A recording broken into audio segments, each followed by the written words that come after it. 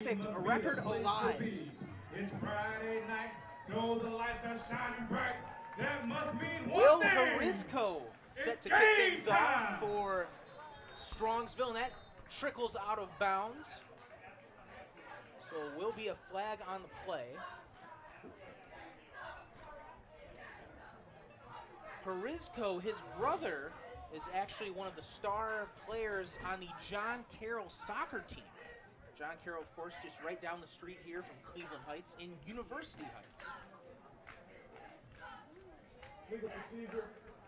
So we've got soccer genes in the family.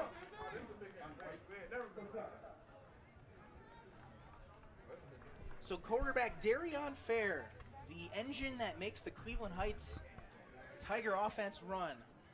Not really known for passing, only 392 yards and 4 touchdowns on the year, but he is the leading rusher for this Cleveland Heights attacks. 594 yards on the ground and 12 touchdowns in the triple option attack. As we'll get a whistle before we get a snap. And no, it'll be interesting to see how the Tigers fare without Elijah Folks, who I believe is out this week. No Elijah Folks, one of the better running backs, third on the team in rushing yards with 181 yards and 3 touchdowns. But definitely have a good dosage of Darion Fair and Owen Bisker and Jalen White, who's stepped up in the last couple games for the Tigers. Fair under center in the triple option attack. Bisker right behind him. First handoff, actually he keeps it. Fake to Bisker, gets a couple of yards on the play. It'll be second and about 8. So the Mustangs did a nice job staying home there, defending the gap as opposed to the ball. That's how you stop this triple option attack.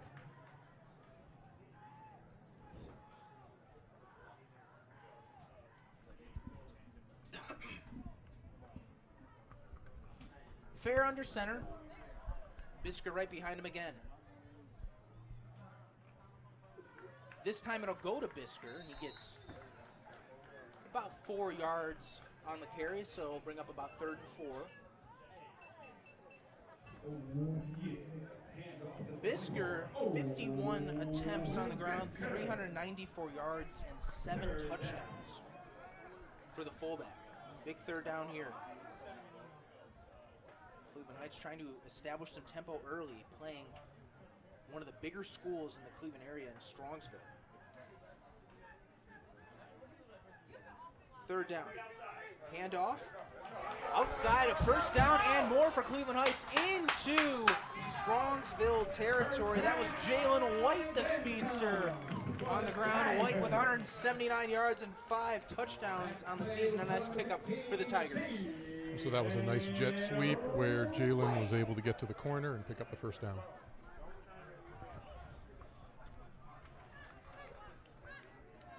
Wilson Jackson coming in at tight end for the Tigers. He's the leading tackler on the defense. We'll talk more about him later on in the game. Bisker right behind Fair again. And it looks like Fair will keep it up the left side. And he gets about 4 yards, so bring up 2nd and 6. I mentioned Fair a lot last week, or 2 weeks ago, I should say, against Bookdale. Fair, a junior, really stepped up into a leadership role this season for Coach Max Stevens in his 7th year as head coach of the Tigers. This is the first time in Max Stevens' 7 years here that he's had the same quarterback come back the next year. Quick throw right side to Fair, out to Jeremiah Dillard, who gets enough for a first down. Dillard, the leading receiver for the Tigers, 12 receptions. That was his 13th, I should say, for 157 yards and a touchdown as well.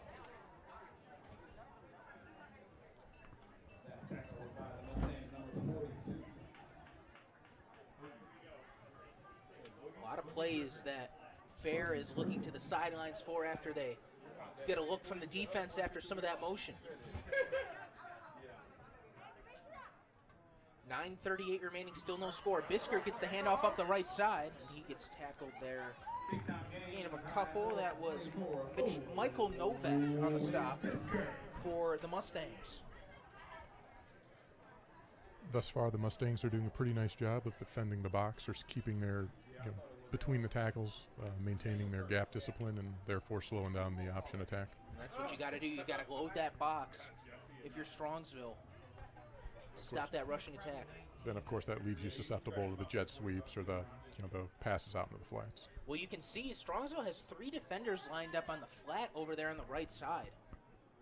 Expecting any sort of jet sweeps or anything. Fair play action. He's going to lob it deep left side and just out of the reach of his intended receiver. Looks like that was John Gordon. Bring up 3rd down. Well-designed play that just missed a little bit, but that's the kind of play you run now when you come back to it later on in the game. John Gordon, that was his first target all season. They've only targeted 8 receivers, though, all season. That was the first for Gordon. 3rd and 6 for Fair. Misdirection handoff, and that goes nowhere. Strongsville, good job stopping Cleveland Heights there, and that was about a game of 3. So we'll bring up 4th and 2, and I think Max Stevens is saying go for it.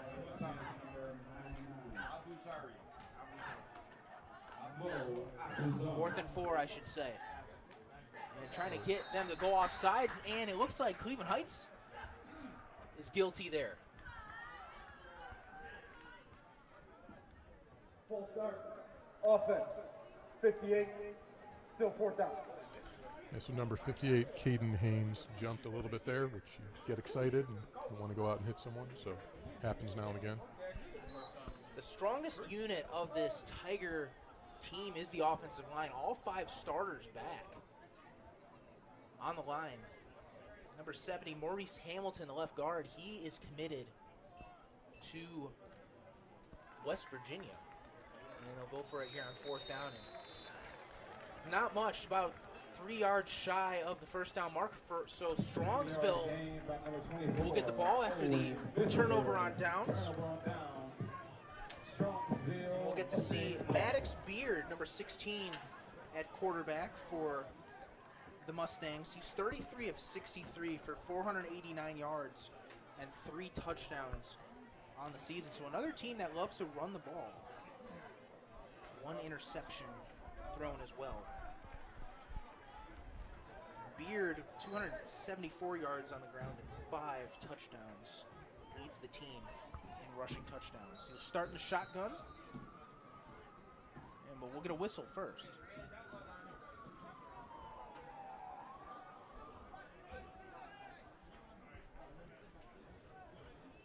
Looks like we have a confusion of personnel.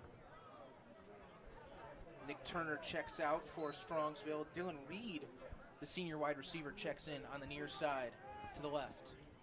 Beard in the shotgun. He'll hand it up the middle. He's got a hole at the 30, 35, 40, 45, 50. And he's dragged down at the 30-yard line by Raphael Adams, but a very, very solid pickup from Xavier Belvin. 47, Xavier Belvin. Belvin, the sophomore running back. Noah, I think we'll be seeing a lot of plays like that as they ran behind Blake Miller, who, as we know, is a commit to Clemson. But actually, they're going to get a flag on the play. I believe that was a holding call. So that negates the very, very big gain for Strongsville. Belvin came in 17 attempts for 131 yards this season. Good for 4th on the team. He getting the start at running back here this evening.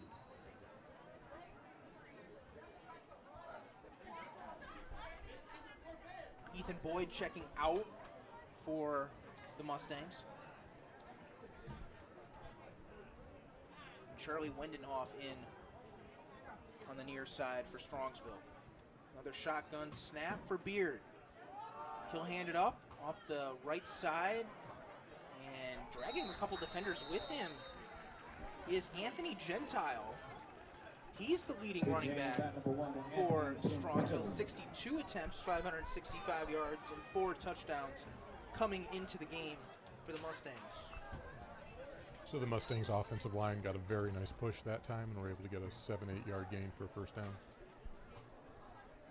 I'll tell you what, Craig, this could be the battle of offensive lines tonight, especially with 2 Division I commits in this game. Of course, you mentioned left tackle to Clemson, Blake Miller, and then Maurice Hamilton, the left guard for for Cleveland Heights, and it's going to be a false start. It looks like the center snapped the ball before anyone on the offensive line moved. Ball start. Offense. 77. Repeat. Take that.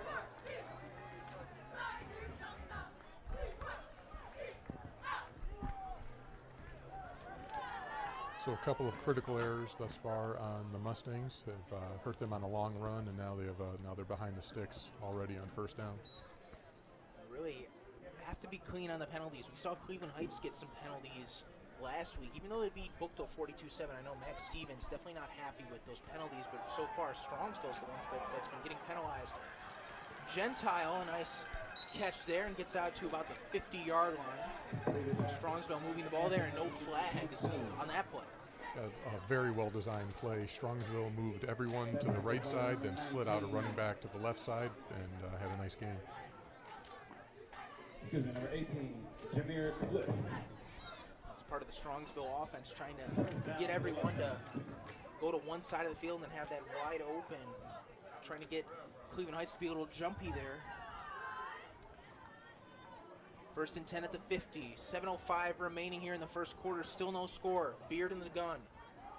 He'll hand it up to Belvin. Belvin, it's a nice gain there. About 6 yards on the play. It'll be 2nd and 4. And again, the run right behind big Blake Miller. Approximately 6'6", 330 pounds. Xavier Belvin.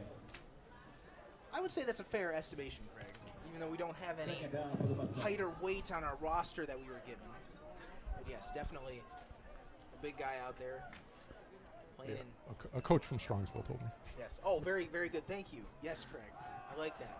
Up the middle goes Belvin, and Belvin is loose, and Belvin needs a couple of Cleveland Heights Tigers to drag him down.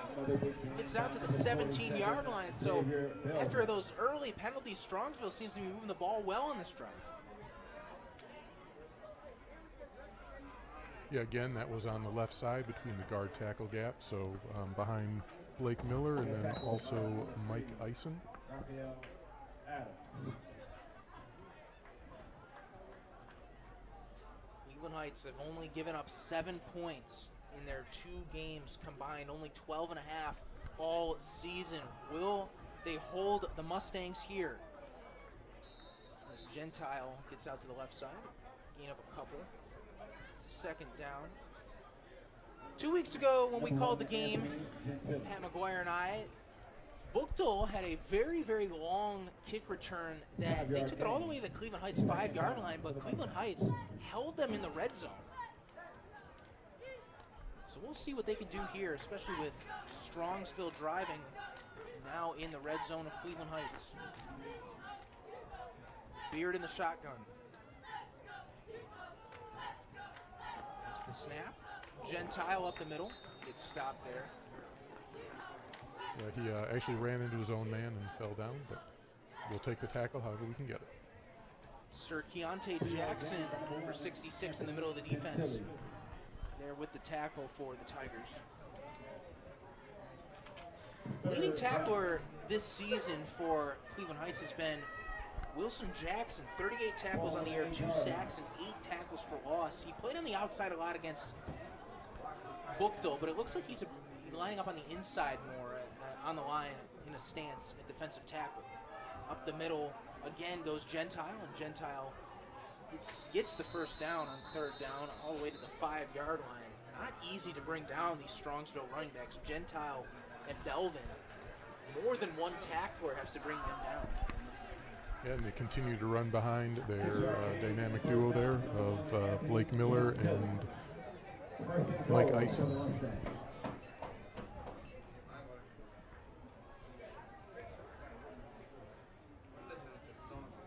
first and goal for the Mustangs.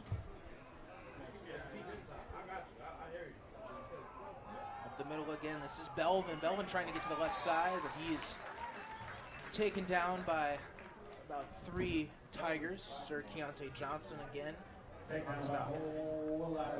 So the difference there on that play was the Tigers did a nice job of swarming to the ball and bringing the running back down. 4:30 remaining here in the first quarter, still no score. Between the 3-2 Strongsville Mustangs and the undefeated 5-0 Cleveland Heights Tigers.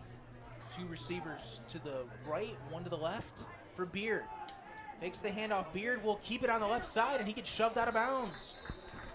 So it brings up another 3rd down for the Mustang offense. Tigers on that play did a very nice job defending the edge and forcing the quarterback to run wide, and just didn't have any room. Read option there. Just kind of was juggling the ball a little bit as he on that handoff, and Cleveland Heights knew it right away. 3rd and goal. Gentile right behind Beard in the shotgun.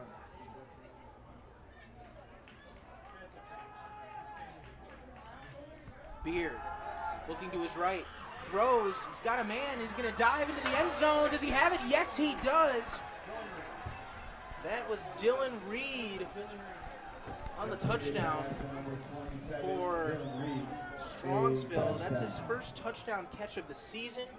5th reception of the year, and Strongsville has a 6-0 lead. So Strongsville had a nice sustained drive there, hammering the left side quite a bit behind their Clemson commit offensive lineman, and then they came back to the left side and were able to get a pass, sneak it in for a touchdown. Harizko on for the extra point. Line drive is up and good, and Strongsville with a 7-0 lead with 4:06 better than that here in the first quarter. Let's go. Like I mentioned, Cleveland Heights has gotten better and better their defense. They gave up 28 points their first game to Hoover, and then 15 their next week against Maple Heights, and then 14 to Euclid, 7 to Buchtel, 0 to Lorraine. So each game, points have been less and less that they've given up, but quick 7-0 lead for Strongsville. But a good job for the Mustangs to rebound after those 2 early penalties that negated those long runs.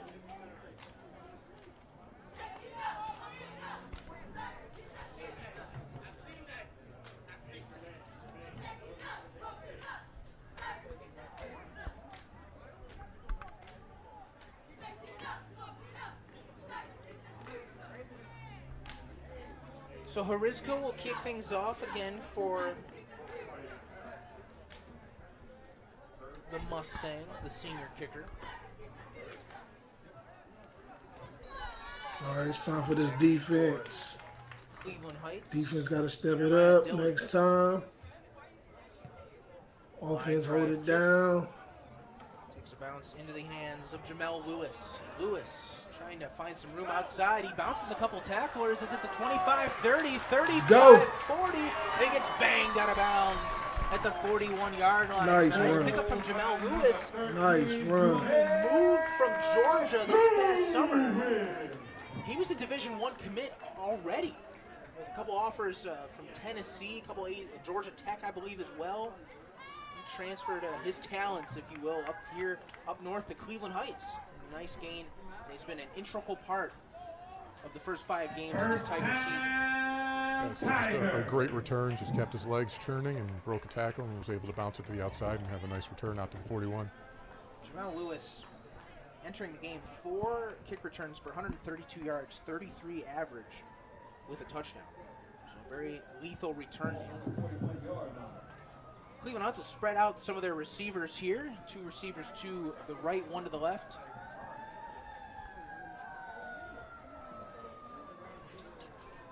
Handoff up the middle to Bisker. He gets dragged down. Another running back that does not go down easy.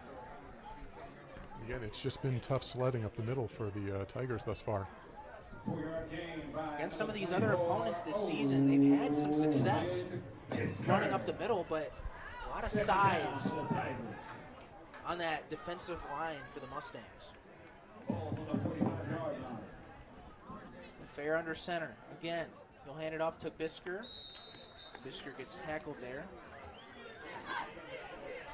by Tyler Spring, a freshman, number 52, out there for the Mustangs. About a 3-yard gain from 124, Owen Bisker. 3rd and 2. Fair will keep it. He's got the first down. Nice running there from the leading rusher of this Tigers team and into Mustang territory. So you saw there, Noah, where Fair planted his foot and just shot up the middle and was able to get a nice gain. And that's what his strength is, just putting his foot in the ground and using his athleticism to run upfield. Quarterback who's the leader of this offense for the Tigers, and Max Stevens says just has grown more as a leader, expecting more out of him as a junior. Had some growing pains last season as a sophomore, but has just done a tremendous job this season as a junior. Another 3 yards in a cloud of dust play, if you will, up the middle goes Bisker. 3-yard gain by number 24, Owen. He's up to the 40-yard line, so it'll be 3rd and about 5 for the Tigers with just over 2 minutes remaining in the first.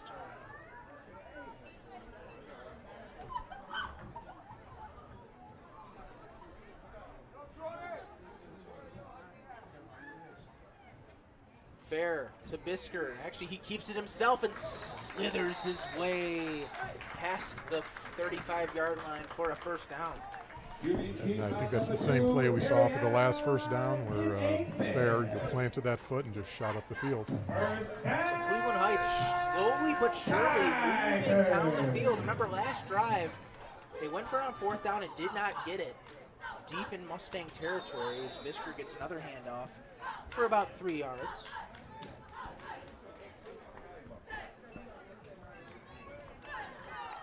Second down. 3-yard gain by number 24, Owen Bisker. And did Strongsville jump? Looks like they did. So that was number 55, Ricky Schultz, got a little excited. Cleveland Heights, they'll do that. Time to time, they will go with that hard count to get some of their opponents off sides.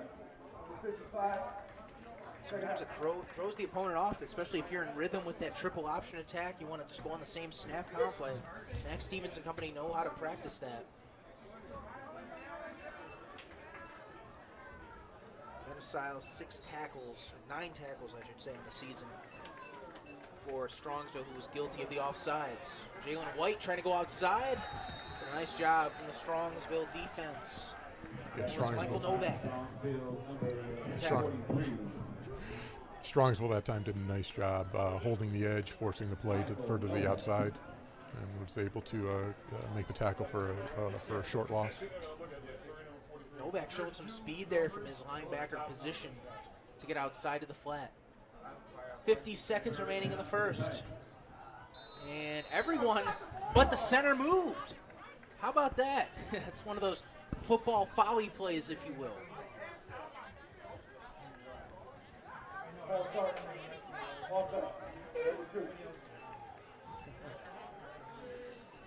So on occasion, the hard count does affect your own team as well. Yes, it does.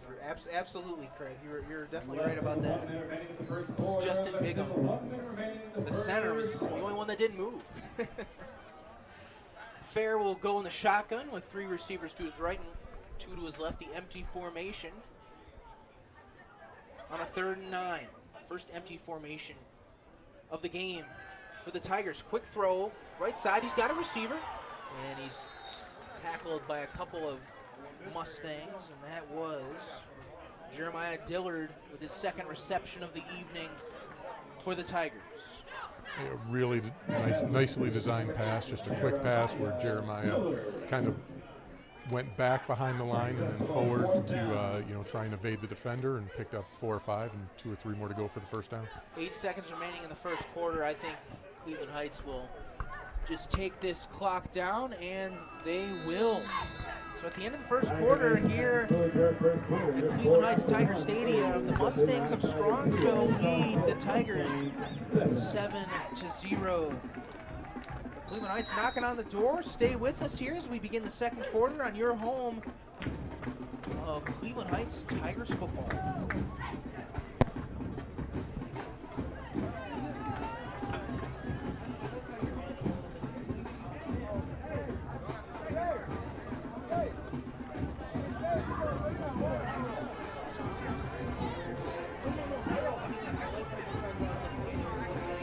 Tiger Nation, don't forget about the 50-50 raffle. Tickets are still being sold. You can get yourself a nice chunk of change to start off the weekend.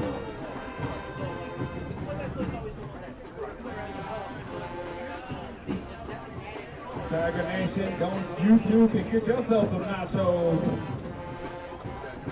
Go ahead and go to that concession stand for nachos, Skittles, Kit Kat bar, and an assortment of beverages. And you already know, we gotta get that Tiger time. Welcome back here to Cleveland Heights Tigers Stadium. Noah Taluki alongside Craig Melnick. Between the 5-0 Cleveland Heights Tigers and the Strongsville Mustangs on a 4th down, trying to get outside is Jalen White, and he got thrown down about a yard shy of the first down. So the Mustangs holding on defense there, and they'll get the ball back. So Cleveland Heights 0 for 2 on 4th downs tonight, cannot convert deep in Strongsville territory. An absolutely tremendous effort by the Heights runner. Just one too many Mustangs there to brought him down maybe a yard short of the first down. Well, Craig, I thought for a second Jalen White was going to get that first down because he was just weaving through, and I thought maybe that last 3rd, 4th effort would have gotten it. Yeah, the Mustangs did a nice job swarming to the ball and just ran out a little short. So Beard back out there for the Mustangs, and it looks like someone jumped. He got him with the hard count. That was Sir Keontae Jackson.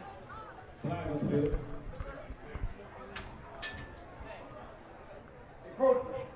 Defense. Number 66. First down. See, Beard was already looking to the sidelines for the play. Didn't even notice that Jackson had one offsides until the whistle was blown. And so Noah, keep in mind too, unlike the NFL, if you jump off and get back in high school, once you cross over, the penalty's called. Very good observation there. Of course, a little bit different in high school, some of the rules. Xavier Belvin runs up the left side. Gain of about 8, 2nd and 2. Gain of 3, I should say. So again, the Mustangs are going back to the formula that worked on the first drive, primarily keeping behind their left side, behind Blake Miller, of course, as we know, the commit to Clemson. Was a commit number 76, the left tackle. Receiver to the left, 2 to the right. Up the middle goes Belvin. Belvin gets enough for the first down on a second effort right at the 39-yard line. Good enough to move the chains again. Not many pass attempts for Strongsville tonight. I believe only 2. One of them was on the touchdown earlier, 3-yard touchdown catch from Dylan Reed, who caught it from Beard.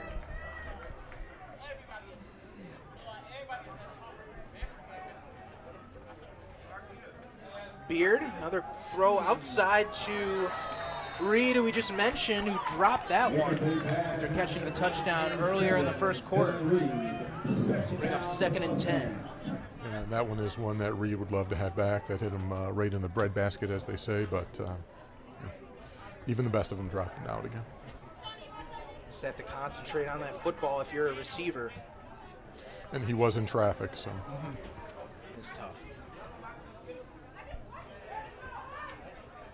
Two receivers to each side for Beard. Looking out to the left side again, and another drop from Dylan Reed. That ball was a little bit high, not as much traffic there, but just could not hang on to it again. So only third and 10. And admittedly, that was a high throw. Would have been a nice catch if he could have pulled it in. Reed, we mentioned 5 receptions now in the season for 39 yards and the 1 touchdown earlier in the first quarter. Reed a senior as well. Beard, straight drop, being chased. He's going to run for a first down, avoids a hit from Cleveland Heights, and then gets thrown out of bounds at the 45-yard line into Cleveland Heights territory. So first down for the Mustangs. Yes, so Noah, on that play, the Tigers sent Wilson Jackson, the middle linebacker, on the right side of the line, and then the quarterback, of course, then ran through the left side in the gap that was left behind. He could see the blitz coming. Good job there from Beard to avoid the rush. 10:30 remaining, 7-0 Strongsville, looking for more. What would be a big road win for the Mustangs if they can hang on.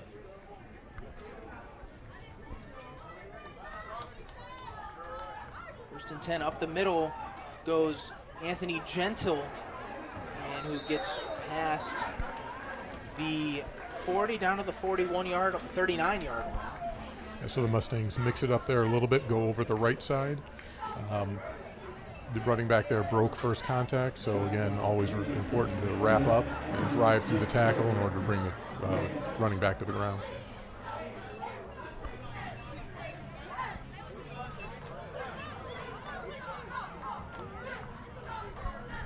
Cleveland Heights. Let's go, Hikes defense. Not allowed double-digit points. Let's go, 3 Hikes weeks last to defense. Euclid. Deep throw from Beard, left side. He just misses his intended receiver. That was Nick Turner, the leading receiver for this Mustang unit. And it'll bring up 3rd down and 4. And so Turner had a step on the running back, on the defensive back, and just the quarterback just overthrew it by about a step or so. Turner, 16 receptions for 366 yards and 3 touchdowns this season to lead the Mustangs. 3rd and 3. 9:41 remaining, 7-0 Strongsville. Beard will give the handoff to Gentle, and he will get enough for a first down. And again, going back to the left side, Ethan Boyd from his defensive back position came up, made a nice tackle. Oh, I'm sorry, that was Raphael Adams coming up from his defensive back position to make the tackle. Apologies. Adams with 10 tackles on the season. Does have an interception as well for the Tigers. Here's Beard, straight drop, quick throw, right side. Got his target, tackled there at the 30-yard line. That's Ryan Kremka with his 3rd reception of the season. Yeah, so the big tight end, Kremka, blocked for a moment and then released out into the flat. Linebacker didn't pick him up, and it was pretty wide open. Nice game. Kremka limping off the field as Ethan Boyd checks in for the tight end.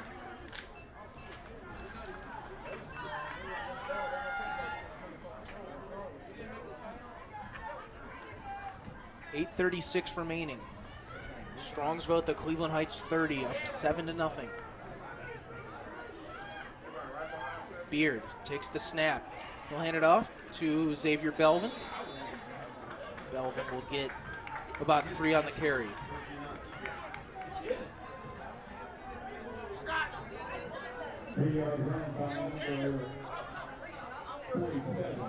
So Strongsville seemingly using a couple of different running backs in this game. I mentioned Belvin, we mentioned Gentle, who's had some carries as well. So definitely different drives, have different running backs involved.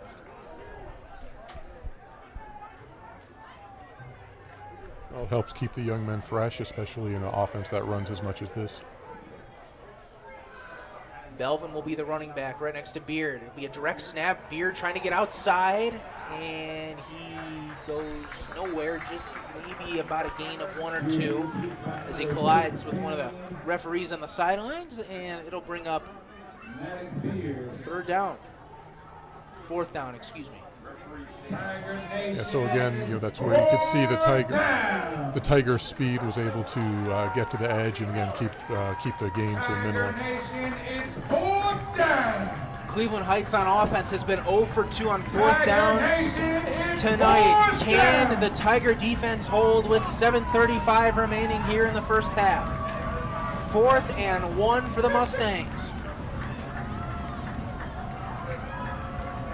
Let's go. Beard in the gun. It's going to be a snap. How about that? Strongsville's going to score on a play that you do not see that often. A trick play up the sleeve of the Mustangs as their bench goes crazy. Michael Novak went in motion from right to left, but instead of going all the way to the left, he stopped under center, took the snap, and then took it to the end zone. And interestingly, so on the sheet, Mr. Novak is listed as a quarterback and linebacker, so it's very possible he's a backup quarterback, accustomed to taking snaps, getting the ball from the center, and so nicely designed trick play for touchdown. That's a very good point, Craig, because in high school, you see a lot of modern offenses. They're always in the shotgun, as Harisco's kick is no signal yet. Might be a flag.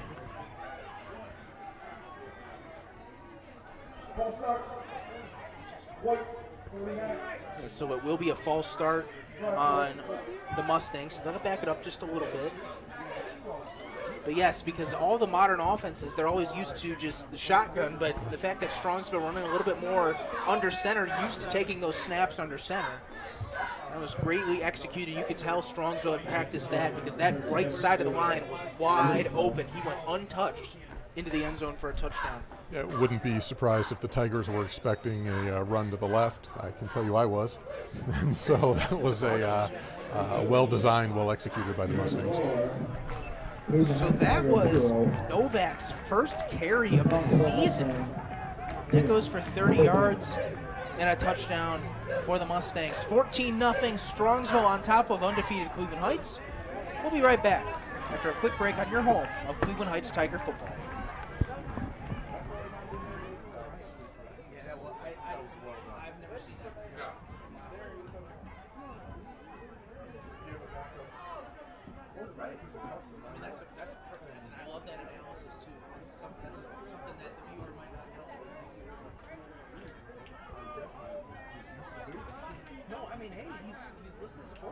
You're right, and he's also a linebacker. He's not a small kid. No.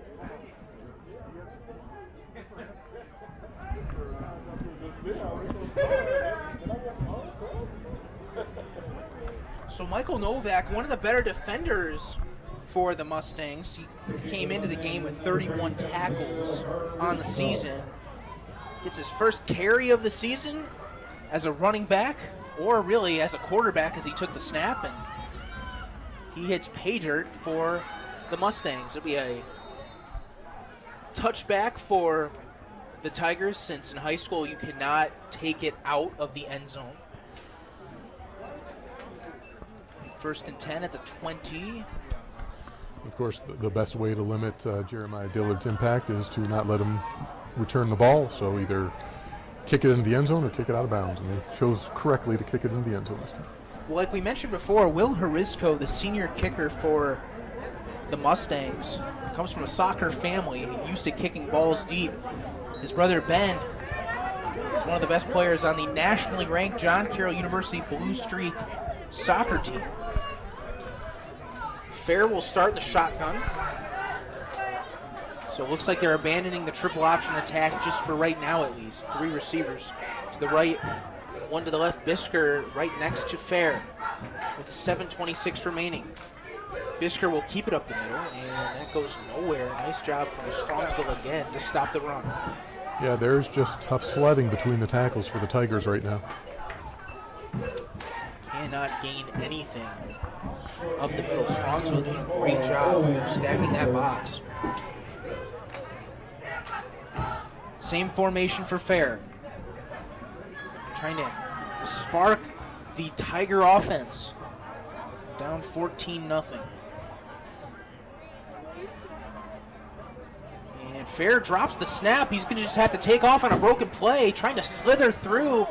And that ball goes nowhere. It's going to be a loss of about 2 yards. That'll bring up 3rd and 12. Yeah, Fair did well just to recover the ball and limit the damage on that play. So 3rd and 12 for the Tigers, deep in their own territory at their own 19.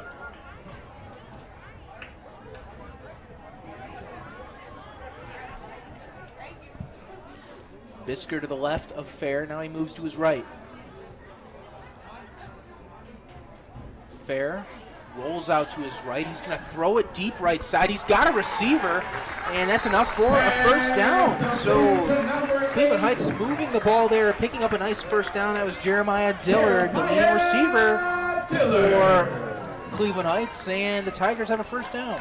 And Jeremiah did a great job of finding the weak part in the zone, kind of settling in there, making a nice target for his quarterback, an easy completion for a first down.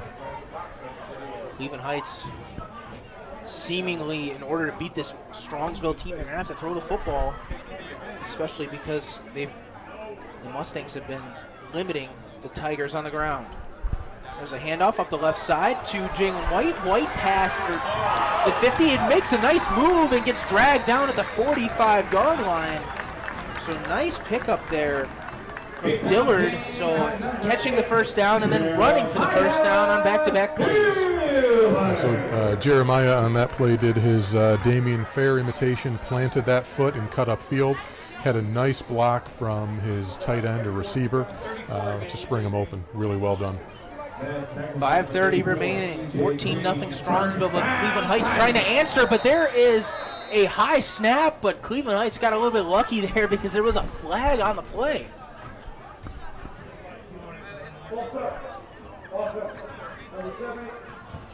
It's going to be a false start on Maurice Hamilton, left guard, committed to West Virginia. And about 1st and 15. About once a season, a penalty against you goes in your favor, and that's this is one of those cases. I would definitely agree, Craig, especially with that high snap that could have resulted in a turnover. Fair, outside to Jamarion Lanham, but that goes incomplete. It'll be 2nd and 15. Lanham with 3 receptions for 86 yards and 2 touchdowns this season.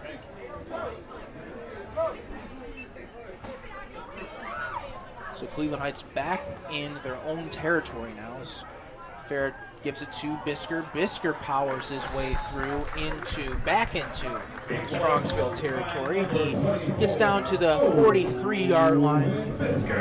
And that was a nice gain up the middle, so I believe that's the first play on a direct run where the Tigers have been able to get some meaningful yardage up the middle. 3rd and 7. And Fair will keep it himself up the middle, and Fair with a nice gain for a first down to the 30-yard line. Nice fake there, trying to give the ball off to Dillard. Kept it up the middle for a nice first down.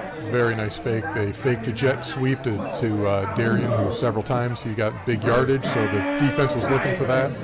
Fair held the ball and was able to sneak through for a large gain.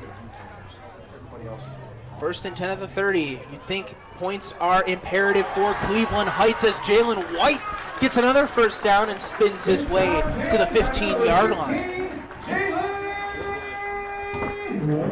White. Number 8, Joe Pleasant. What number was it? Number White with just under 200 yards now on the season, and Strongsville will take a timeout with 4:30 remaining here in the first half. And we'll take a break with them on your home of Cleveland Heights Tiger football. Tiger Nation, don't forget, there she is right there, 50-50 raffle. Get that pass ready. There's no better way to start your weekend than winning the 50-50 raffle.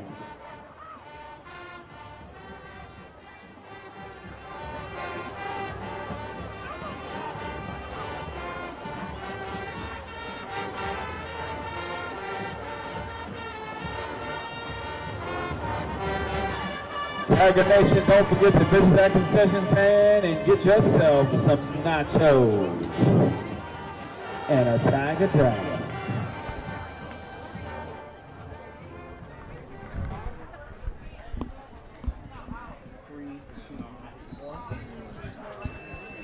And welcome back here to Cleveland Heights Tiger Stadium. Noah Toluki alongside Craig Melnick, bringing you Strongsville and Cleveland Heights, with the Mustangs up 14-0 over the Tigers, but the Tigers are knocking on the door now in the red zone on a 1st and 10 at the Strongsville 15. Fair gives it to White on the outside. White trying to get the first down. He sneaks in. It's a touchdown. How about that? Jalen White taking the jet sweep 15 yards outside on the right side. And Cleveland Heights with its first touchdown of the evening. Yeah, you can see it. It looks like the Tigers have a bit of a speed advantage, so they're taking some of the plays outside, are able to get there a step or two before the Mustangs and successfully get the ball into the end zone to cut the lead in half, or hopefully in half after this kick. I will say, Craig, earlier Cleveland Heights, or excuse me, Strongsville, they seemed like they were limiting some of the damage outside with some of their speedy linebackers, but yes, it is. They were starting to wear down on that drive as Vince Holland will attempt the extra point. But it looks like there's going to be a timeout for Max Stevens and Cleveland Heights after some confusion there on where to line up on the extra point.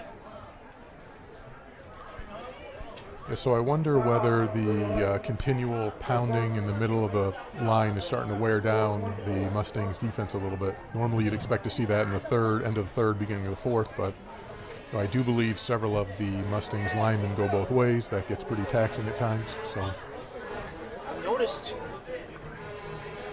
number 76, Blake Miller out there, the Clemson commit, he's not only playing offense, but he's playing defense as well. So you're right about that, Craig. Some of those linemen, definitely going both ways for Strongsville. Yeah, come the third, fourth quarter, we'll be seeing a lot of hands on hips between plays. I mean, he's even out there on special teams right now as Holland's kick is up, and it is good. Has not missed an extra point since, Euclid 3 weeks ago. So no, I think that was a critical drive for the Tigers to cut the lead in half. Hopefully if they can hold the Mustangs here and either go in down by a touchdown or maybe even get the ball back and tie it up, because the Mustangs do get the ball back at after the half.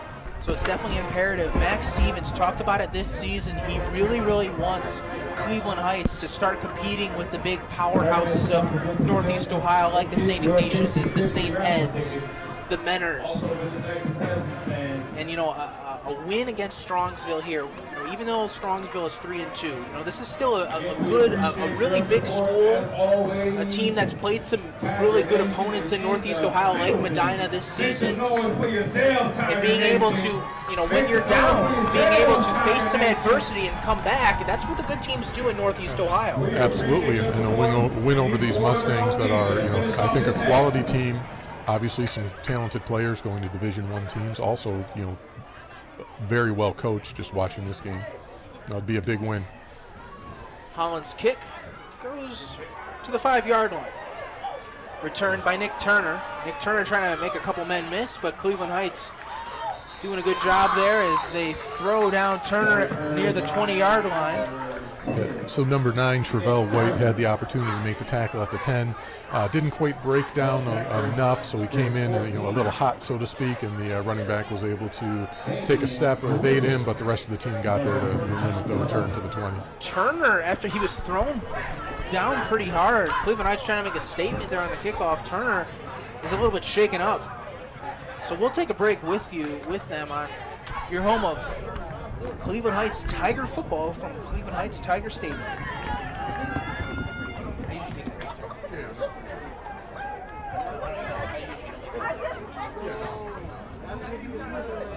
Yeah, you don't want to really expect it to be. High school. Yeah, exactly. This is the NFL.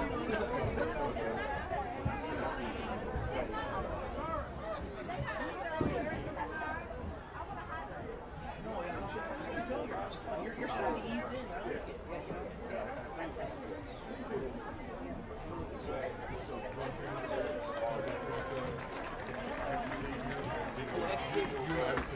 That's right.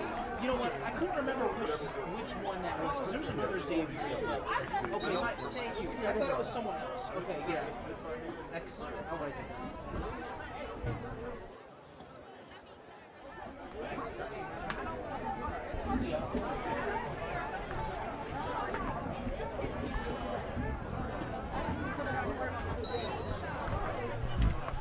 So Nick Turner helped off the field for Strongsville as the Mustangs will get the ball back at their own 20.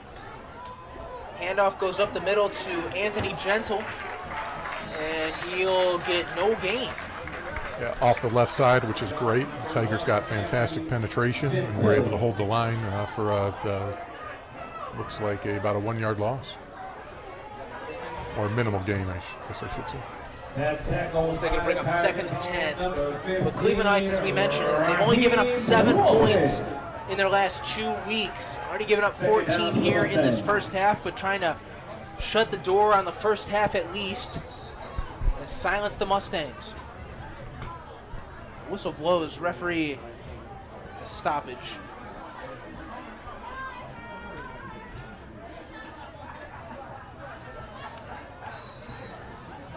Well, 3:37 and counting.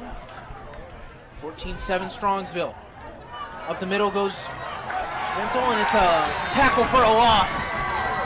Guess who was in on the stop? Wilson Jackson, the leading tackler for this Cleveland Heights defense. His 9th tackle of the loss for the season. And it brings up 2nd and 12. And so it looks like the Tigers are being a bit more aggressive defensively, which is leading to two nice defensive plays. So we've got about 3 minutes left. Both teams have 2 timeouts left, and at some point the Tigers may want to think about using one of theirs if this doesn't result in a first down. 3rd and 12. Beard takes the snap. Being chased, he's going to run up the middle, but he gets tripped up at the 20. How about that? Wilson Jackson again tripping him up. And it'll bring up 4th down for the Mustangs. They'll be forced to punt. Again, just a fantastic play by Wilson Jackson. Again, blitzed on the left side of the defense, of course, right side of the offense. The quarterback went to run on the left side, but Jackson just made a fantastic diving tackle and made a great tackle. A little surprised here that the Tigers aren't calling timeout. Perisco punting, nice high spiraling kick, fielded at the 49-yard line. And trying to get a couple of room at the 45, 40, and tiptoeing here at the 25 and out of bounds. But a nice pickup there from Jamel Lewis, but there is a flag on the play. I wonder if they're going to get a block in the back here. That's usually the call, or holding.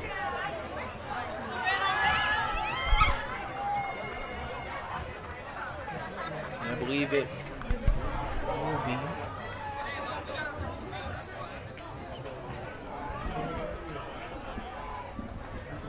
Flag on the field.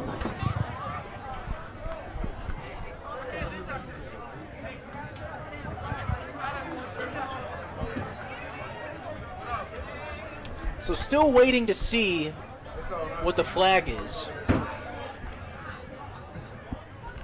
With 2 minutes and 3 seconds left here in the first half.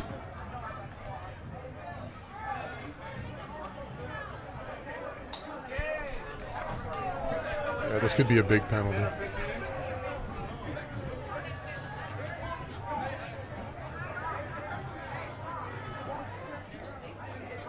Still waiting. I mean, they were changing the balls. Of course, replacing Strongsville's ball with Cleveland Heights. Still some confusion as to what exactly is happening.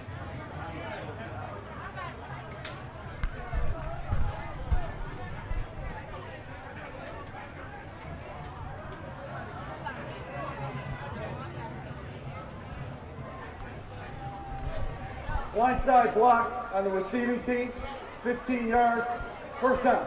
So it'll be a blindside block on Cleveland Heights, so that'll back them up all the way to almost just near the 50-yard line. But it'll still be in Strongsville territory. So right at the 48. And you know, Noah, the blindside blocks and then the targeting, those are relatively new penalties, and in an effort to help limit head injuries to players. Empty formation for Fair. Get them back. And if you're Cleveland Heights, you definitely have to score here with, as Craig mentioned, Strongsville will get the ball back. Direct snap up the middle to Fair. And Fair gets wrestled down, but a nice gain of about 7, so it'll be 2nd and 3. Nice quick hitting play. The Tigers will line right up and limit the use of the clock. Another empty formation for Fair. 2nd and 4, Fair, straight drop, looking, middle of the field, it's just out of the reach of his intended target, Jeremiah Dillard. 3rd down. So Jeremiah was just going down the seam, had a step past the defensive back, the safety didn't rotate over, and he had a step, just the ball was a little beyond his grasp. They've had some receivers open tonight, but just couple of balls just out of the reach of some of these receivers. Looked like Strongsville was bringing a blitz up the middle on the hard count from Fair. Minute 34 remaining, 14-7 Mustangs, with the Tigers facing a 3rd and 4. Fair will go left side, trying to spin, but there is a loss on the play. Big stop there from Strongsville. That was Landon Turner on the stop. Yeah, so the Tigers tried a bit of misdirection. Unfortunately, the Mustangs did not fall for it, and they had 4 or 5 guys there to make the tackle. So Vince Holland out to punt for Cleveland Heights. This is the first time Holland has punted since the Euclid game back in week 3. So he's had 2 weeks off from punting the football. Only 7 punts all season, averaging just under 40 yards a punt. There is a flag. Ball start. Offense, number 5. So Cleveland Heights getting called with a false start. So that'll back them up even more, right at the 50. I'm a little surprised the Mustangs didn't use either of their 2 timeouts. Seems likely that they'll kneel on the ball once they get it and go into halftime with a 7-point lead, and then happy to get the ball back. 49 seconds left. Ball now spotted at the 49. Holland with 2 punts pinned inside the 20, but that punt is high, but it's short. And Cleveland Heights trying to just get a roll, and they get a little bit of a roll, and it goes all the way down to the 22-yard line. So that's where Strongsville will take it, and we'll have to see if they choose to kneel or if they'll use some of their 2 timeouts. Yeah, it looked like the ball there hit off the middle part of his foot as opposed closer to the end of the foot, went kind of straight up in the air as opposed to out. But the Tigers did get a lucky bounce. Like one of those knuckleballs, it's got to just, it's like in punting, you just got to hit your sweet spot there on the end of the foot. And it looks like indeed that Strongsville will just take a knee, protecting their 14-7 lead.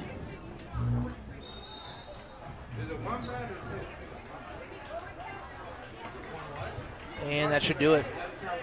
So 14-7 Strongsville leads.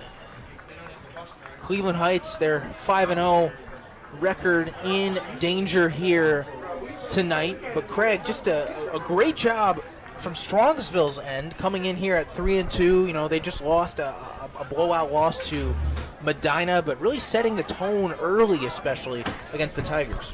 Oh, for sure. No, they've done a very nice job of controlling the line of scrimmage for the most part.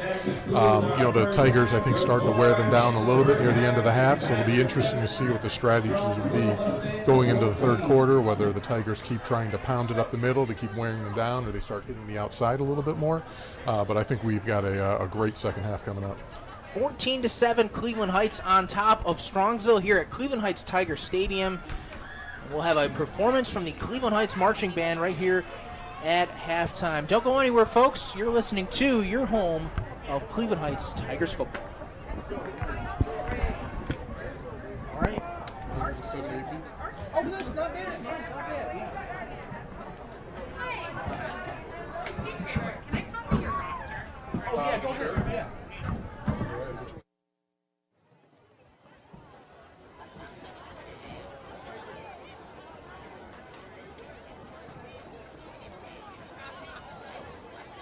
Clock official, put 20 minutes up and run.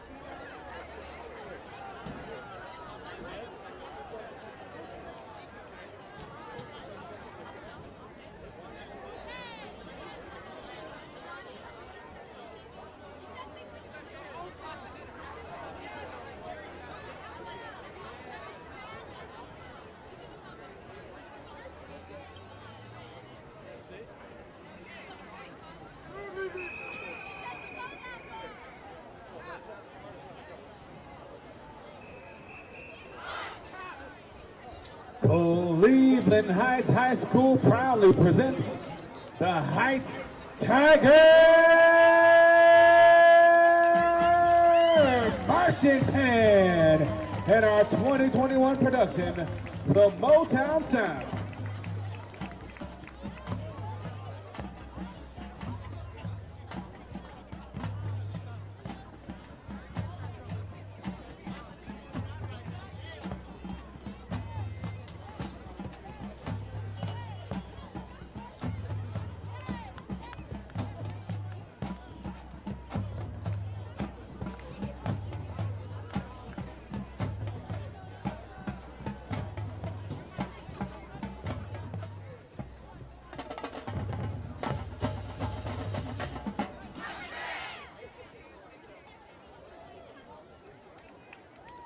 Our first piece is by none other than the man, the Temptation, nicknamed Little Stevie. But his career would not be little, as Stevie Wonder would produce many soulful hits for Motown Records, including his own written on the wall, Superstition.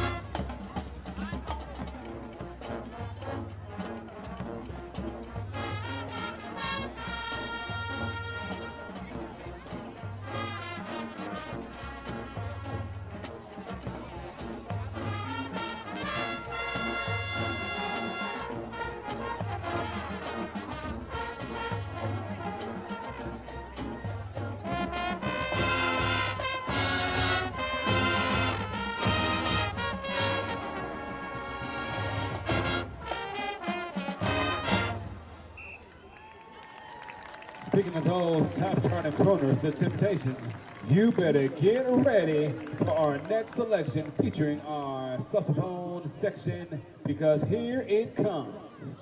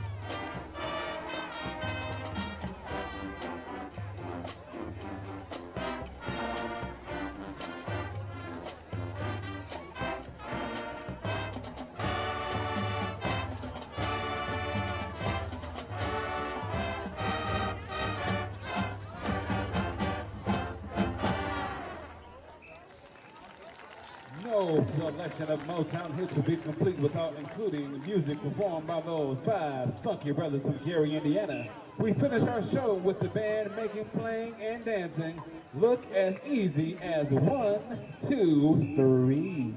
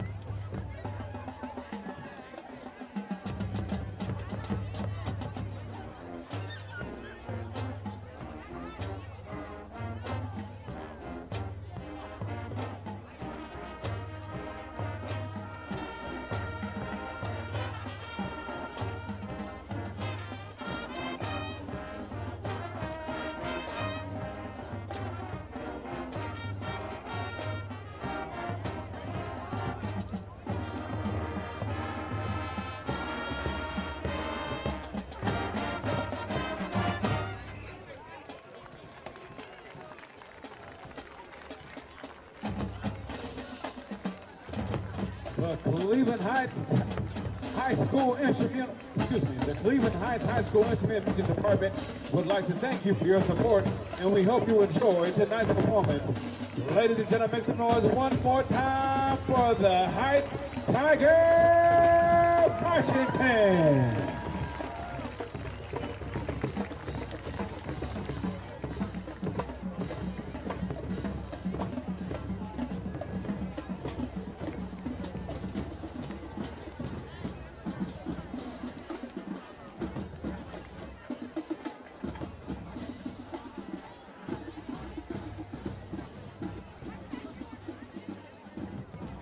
All right, Tiger Nation and Mustangs, it's time to get those 50-50 raffle tickets out. Go ahead, dig deep in those pockets, check that back pocket, check your coat pocket. It's time for 50-50 raffle.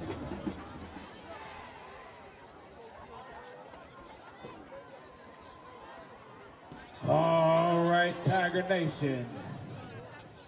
Got those tickets out. The winning ticket color is blue. The winning ticket color is blue. And now, for the winning ticket number.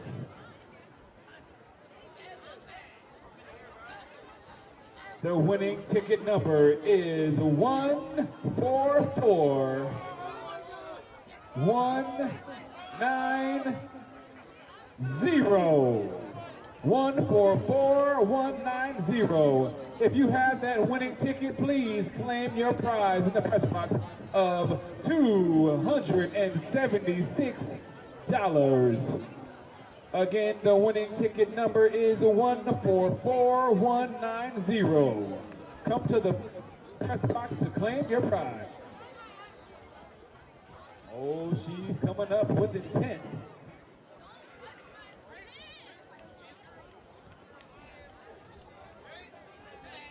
Again, thank you so much again for participating in the 50-50 raffle.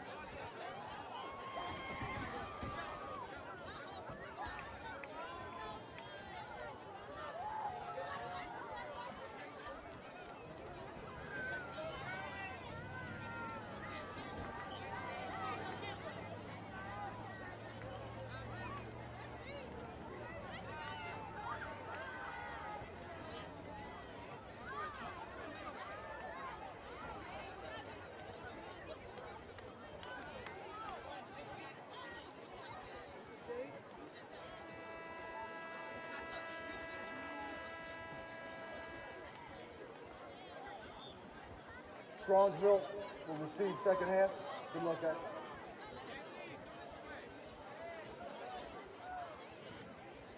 Clock operator can put 3 minutes up for warm-up and wine. Thank you.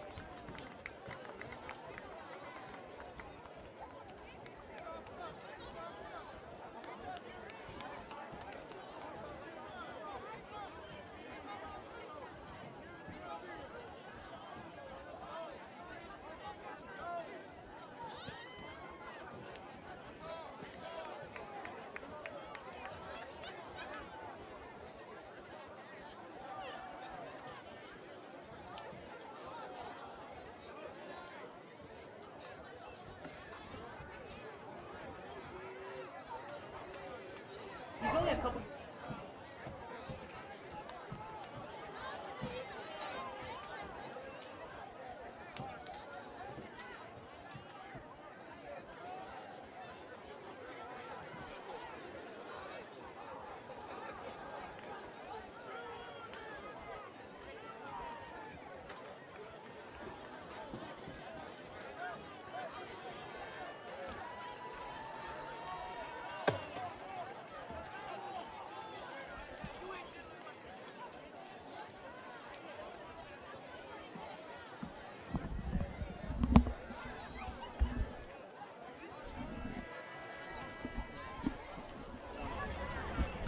Welcome back here to Cleveland Heights Tigers Stadium, where the Tigers' 5-0 record is in jeopardy as the 3-2 Strongsville Mustangs have a 14-7 lead here entering the third quarter. Noah Taluki alongside Craig Melnick, and Vince Holland set to kick things off for Cleveland Heights as Strongsville won the toss and deferred to the second half.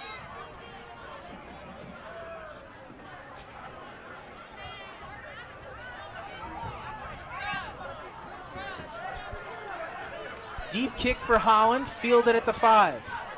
Miller trying to get outside.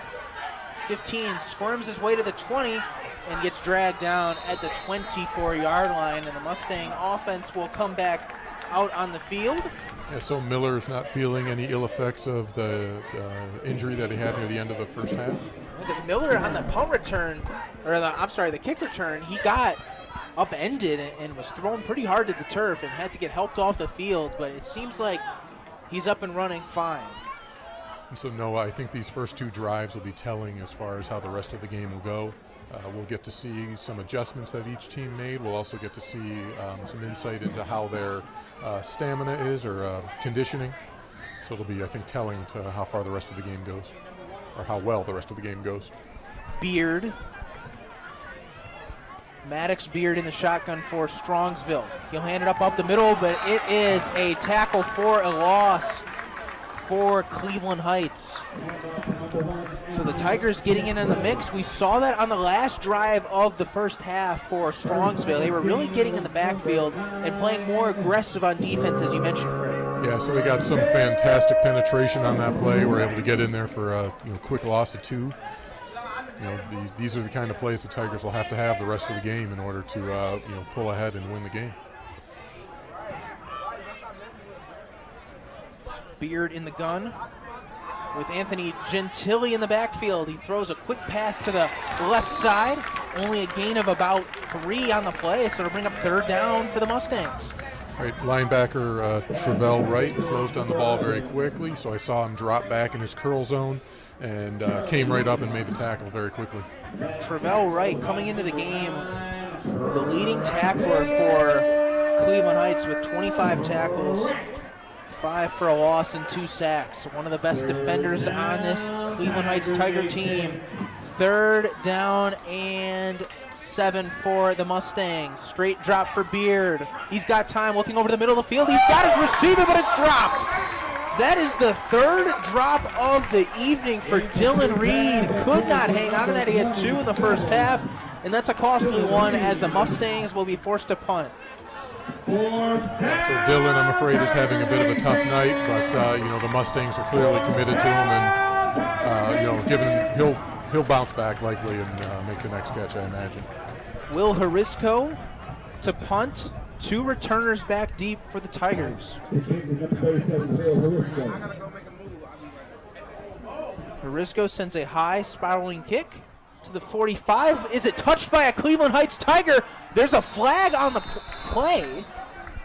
Or is that a flag, or did they throw the I think that fumble, may be the fumble bag? Correct. Okay, but it looks like it went out of bounds, so Cleveland Heights will get possession still. Yeah, I was a little surprised the receiver, and I apologize, I didn't catch who it was, didn't call for the fair catch. And usually in that circumstance, you would, especially with all those defenders crashing in. But Cleveland Heights with some good field position here at the 45 of Strongsville. They'll start in the triple option formation as they abandoned that towards the end of the first half. And now they're back to their bread and butter, as Max Stevens would say. Up the middle goes Bisker. Nope, it's going to be a handoff or a keeper to Darion Fair, who squirms out of a couple tackles. He's at the 25, 20, 15, 10, 5. Oh my goodness, what a play! What a play for the junior Fair! And that is a Cleveland Heights touchdown in the first possession of the second half. That's what I'm talking about. Noah, I would love to give you some detailed analysis on that, but I fell for the fake also. I cannot believe that.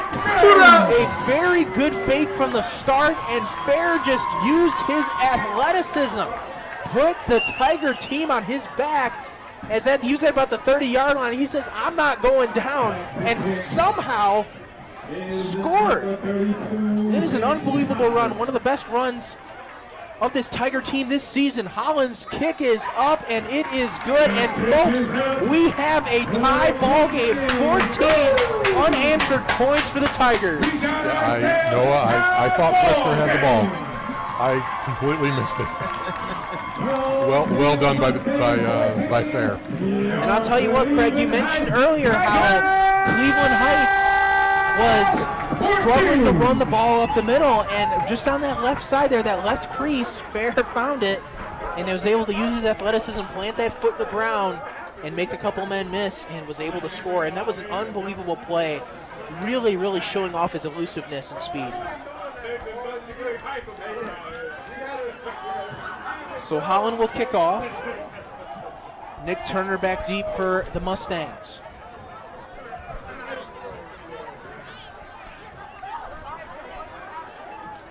So is Dylan Reed. So we'll see if the start of the strong start of the second half of the Tigers holds up, and my prediction that it'll be telling for the rest of the game holds.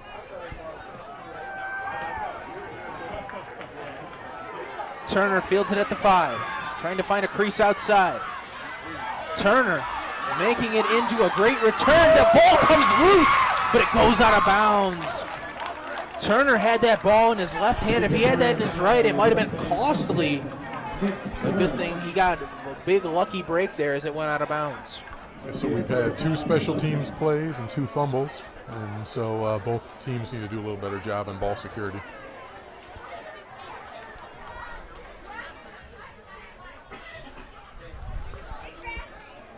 So Beard and the Mustang offense back on the field. They'll have the ball at their own 39. Trying to answer the 14 unanswered points that the Tigers have put up. Beard will start in the shotgun with Gentili, the running back, right behind him. Gentili gets the handoff up the left side, and he'll get a gain of about 5 on the play, so it'll be second down. So the Mustangs going back to their bread and butter, which is the off tackle or the guard tackle gap run on the left side. Behind big Blake Miller, as we know, the Clemson commit. Second and 5 from the Strongsville 44. Gentili right behind him, 9:24 remaining, all tied up at 14. Beard to Gentili on the handoff. Gentili off to the races, and he looked like he tripped on that cut there just a little bit. Because if he didn't trip on that cut, he may have gone all the way. But a big gain for Strongsville, but we do have a man down for Cleveland Heights right at the 50-yard line. And we will step aside right here on your home of Cleveland Heights Tiger football.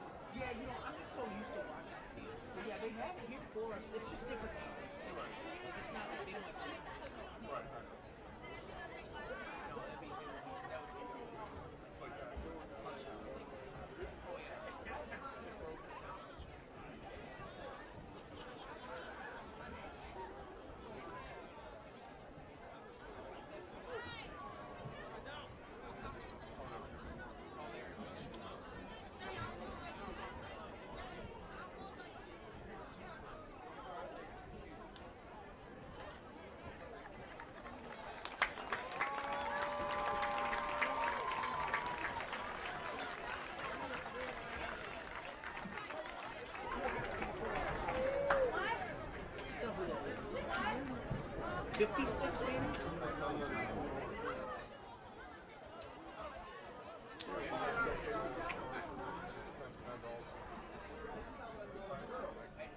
It looks like it's a 5-6 from here.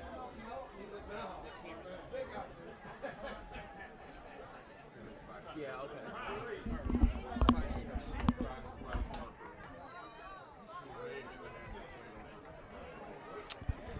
So Donquez Harper, the 5'10", 245-pound senior, gets helped off the field as Strongsville gets another first down after a nice carry from Gentili on the last play.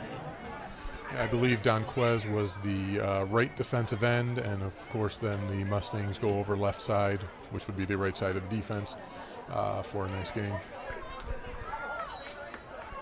Actually, they'll call him a yard short, so it'll be 2nd and 9, 8:55 remaining. Strongsville trying to break this 14-14 tie.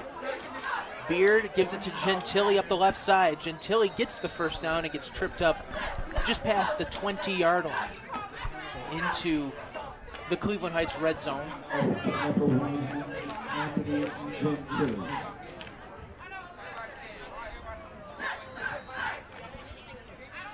First down for the Mustangs. Strongsville huddling up, taking their time. Teams with very strong offensive lines, both Strongsville and Cleveland Heights. The bread and butter for both teams has been running the football all game. Now here goes Xavier Belvin, who makes a couple men miss and gets dragged just shy of the end zone. Strongsville thinks it's a touchdown, but he's going to be a yard short. But a nice carry. It'll be first and goal for the Mustangs. So a little bit of a counter play there, and faked going right, then brought it back to the left, and went for a nice run. Yeah, so it looks like Strongsville's taking their time, maybe giving their linemen a little bit of an opportunity to get a breather. I think a big part of this game is going to come down to conditioning, as it appears that both Strongsville and Heights have players going both ways. Gentili up the middle. He dives forward, and he's in to the end zone for a Mustang touchdown. But you're right about that, Craig. I mean, both teams having linemen playing both sides of the football. I mean, with these teams who have decent-sized rosters as well, being able to play their big guys all the time. Sometimes you got to take the breather once in a while. So, yeah. I think what we'll see is near the end of the third quarter and into the fourth, a lot of defensive and offensive linemen, hands on hips, getting some breath, or on their knee, one knee trying to get their wind. Michael Kenny to hold. Harisco's kick is up, and it is good. So the visiting Mustangs take a 21-14 lead here in the third quarter with 8 minutes and 5 seconds remaining. We'll step aside on your home of Cleveland Heights Tiger football. Cleveland Heights Tigers, 14.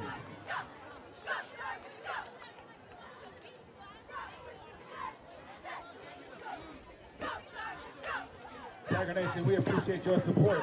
As always, make sure you go to that concession stand and get yourself a hot dog, nachos, chips, and all that good stuff before it closes.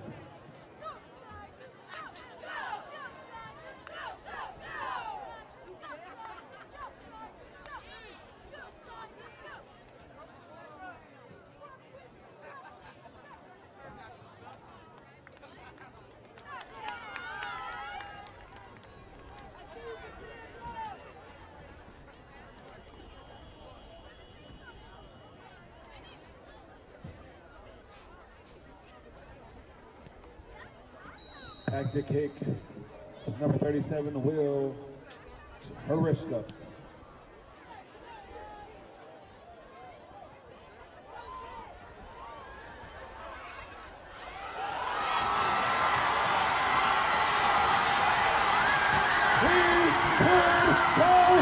Let's go!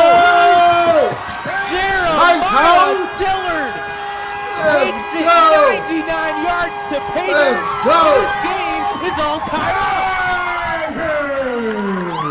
How about that?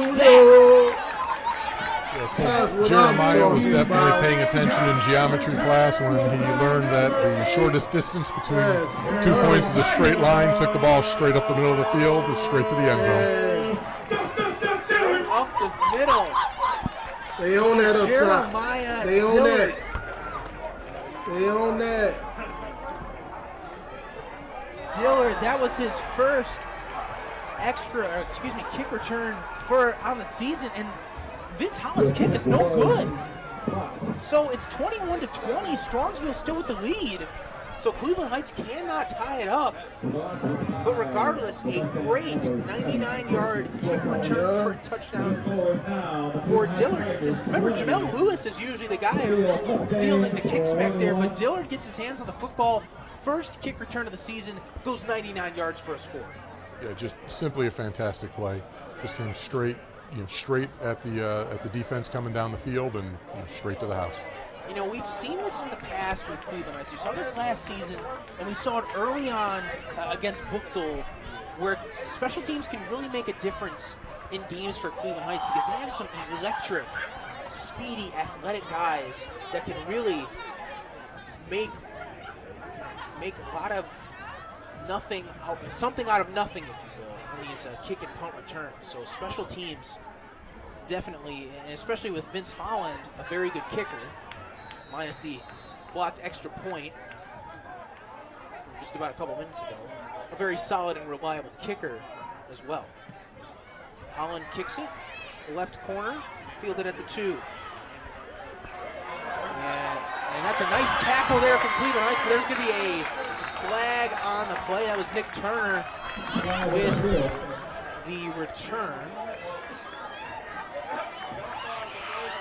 You know, I suspect the Mustangs will be backed up a little bit. I think Bisker was the one that got the hit. But yeah, it looks like, they will be backed up. But that was a nice play on special teams. We were talking about all the phases of the game earlier. Even on kickoff coverage, Cleveland Heights doing well. And Bisker is a guy that, he's playing the whole game basically on offense at the fullback position. A guy that they have on kickoff. We saw him had a couple of big hits against Bookville 2 weeks ago. And that loves to just go down and hit people, and he definitely did it there on the Mustangs. Yeah, made a nice play despite the penalty. So leaves the Mustang with a nice long 95-yard field to go. 1st and 10 at their own 5. The worst field position that the Mustangs have had all night.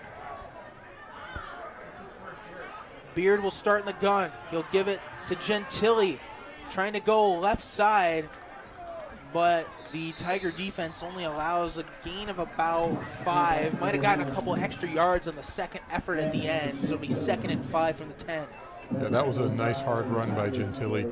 Kept those legs churning and easily got an extra 2-3 yards after first contact.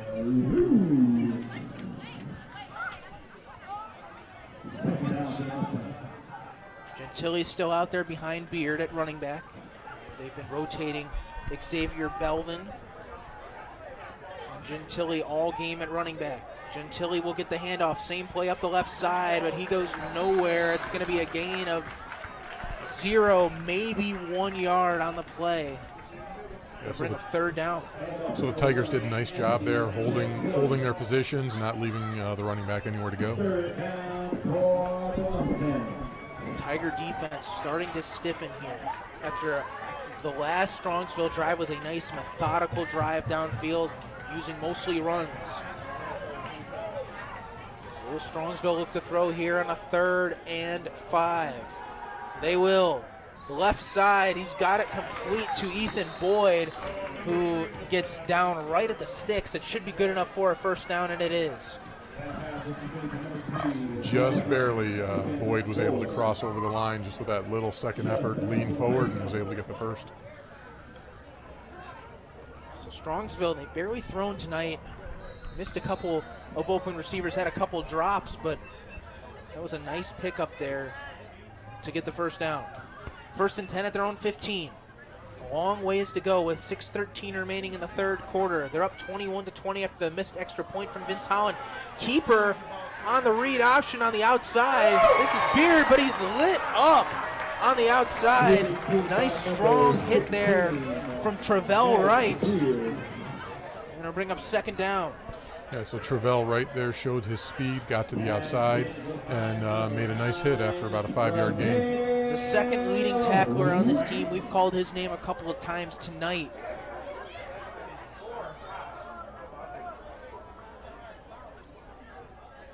Second and 4.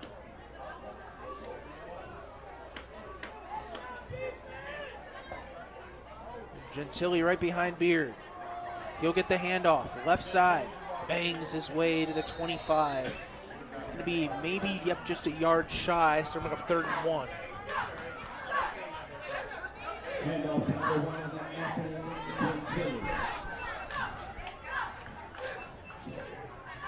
Just over 5 minutes now remaining in the 3rd quarter.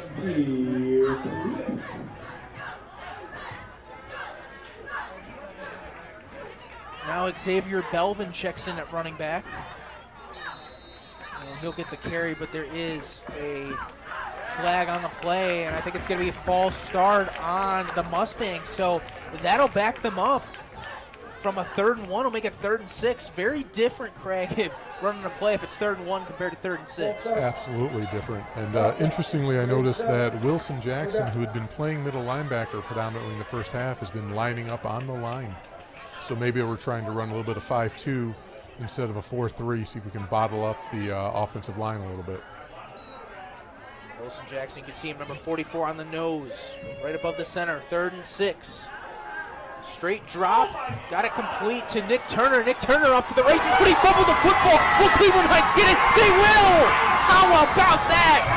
Nick Brown with a big first down for the Mustangs, and then he gets stripped, and it's recovered by Ethan Golden. A huge turnover for the Cleveland Heights defense. An absolutely massive turnover for the Heights Tigers. Get fantastic field position, just a great play by the defense, stayed with it, punched the ball out as they were going to make the tackle, and then Ethan was able to come in and jump on the ball for the turnover. I'll tell you what, last season the strength of this team was the defense with a couple of Division I commits. Those guys graduated. The question was, can this defense hold up? And they are really getting the Tigers back in this game, but that's going to be a flag with 2 men in motion at the same time. You cannot do that, so a miscommunication there from the Tigers. They cannot afford that, especially if they're trying to get back in this game. Down 21-20. Illegal shift, as you mentioned, you cannot have 2 people in motion at once, so illegal shift. So they'll reset the offense, call a new play, and away we go. 1st and 15 at the 49. Fair back, under center in the triple option. And that's going to be another flag. So Cleveland Heights not really ready, it seems like, as soon as the defense forced that turnover. I mean, this is back-to-back penalties. Sideline warning. Flag. Well, they're saying it was a sideline warning on Cleveland Heights, so that will not back the ball up. It will just be 1st and 15. Fair gives it to Bisker up the right side, but Strongsville, with their strong defense on that play, holds, and it'll be a gain of 1, 2nd and 14. Right, so Strongsville right now is maintaining good gap discipline. When you're playing the triple option, the key is to defend your gap, not the ball. And they're doing a nice job to hold their gaps, which of course means there's not a lot of room for Bisker to run. 4 minutes and 10 seconds remaining in the 3rd quarter.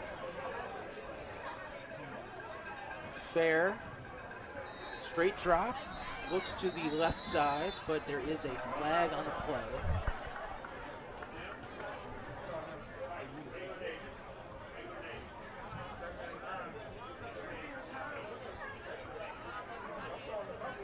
So that's going to be on Strongsville now, after Cleveland Heights had the illegal shift. And then now we get a penalty back with Strongsville encroachment. So now bring up 2nd and 9. This will be just near the original line of scrimmage.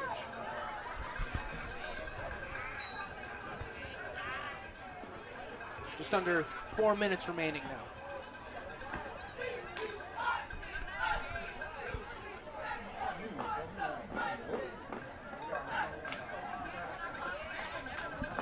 Fair. He is going to keep it. He's going to spin, and he fumbles the football, and Strongsville gets it back. Oh, my goodness. I think they're calling him down on contact. Wow. How about that? A big break for Cleveland Heights. The referee, the back judge, threw the fumble. But there's a flag. There's a late flag. No, there's a late flag, yeah. So we'll have to wait for the referees to decipher what happened. But the line judge on the side almost immediately started calling that Fair was down by contact. So after Fair faked it, he made a spin move on one of the Strongsville defenders, and then was just slithering his way through, fell on the turf, then fumbled. But now they're waving off the flag. So he was down, but yes, they are waving off the flag because there was a late flag after the play. So no flag. It'll be 1st and 10 for the Tigers at the Strongsville 32. 3:32 remaining, 21-20 Strongsville. After a missed extra point from Vince Holland earlier, as Bisker gets the handoff up the right side, gain of about 4, maybe 5 on the play. Yeah, good strong run by Brisker. He kept his feet or his legs churning, was able to get, again, good 2-3 yards after initial contact. 2nd and 5 now for the Tigers.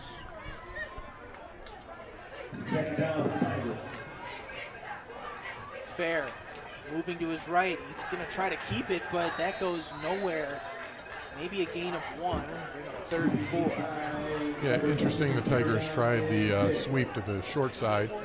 We certainly have an advantage in speed, but those are often hard to pull off. 3rd and 4, a must-score situation for Cleveland Heights.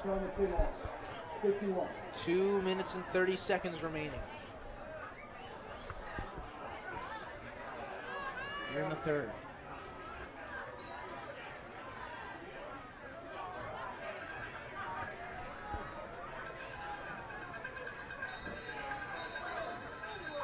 And it looks like Max Stevens will call a timeout for Cleveland Heights. So 21-20 with 2:22 remaining in the 3rd quarter. A big possession.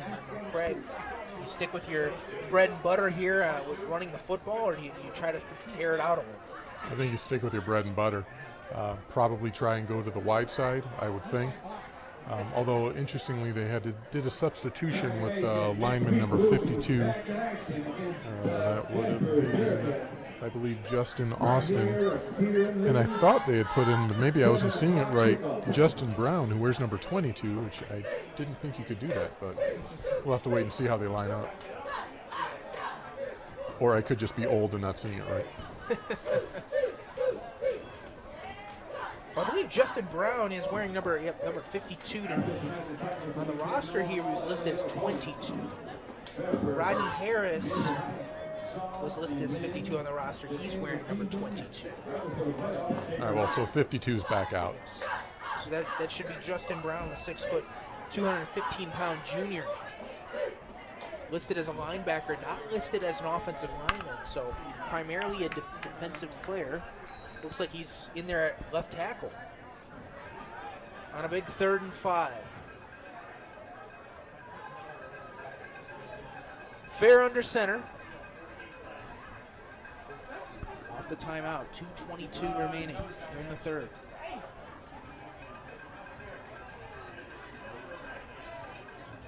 Fair, handoff to Bisker, and that goes nowhere. Strongsville was ready for that all day, and it's no gain, so bring up 4th down, and looks like Cleveland Heights is going for it.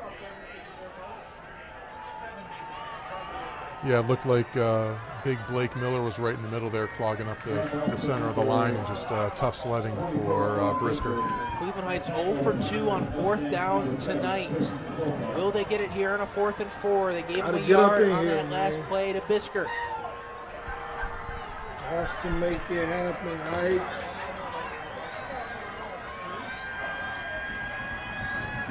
Fair gives it to Bisker. Do they have enough? I do not think so.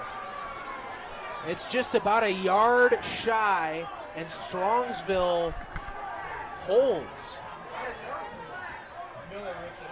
So they'll get the ball back. Yeah, so again, yeah, the Mustangs just did a really nice job in maintaining their gap discipline. You know, played the area, not the ball, and just did not leave a crease for Brisker to run through.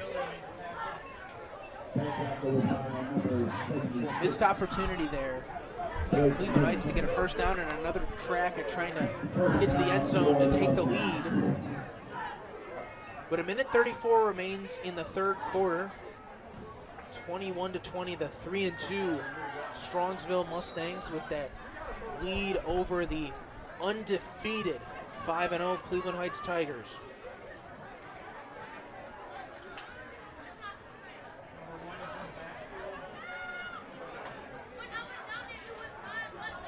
Beard will hand it off on the first play of the drive to Gentili for a gain of about 5, maybe 6.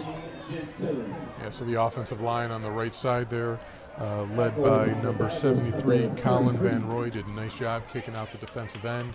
The guard did a nice job sealing off the tackle and left a nice gap for Gentili to run through. Minute 6 remaining and counting. Both teams with their bread and butter running the football.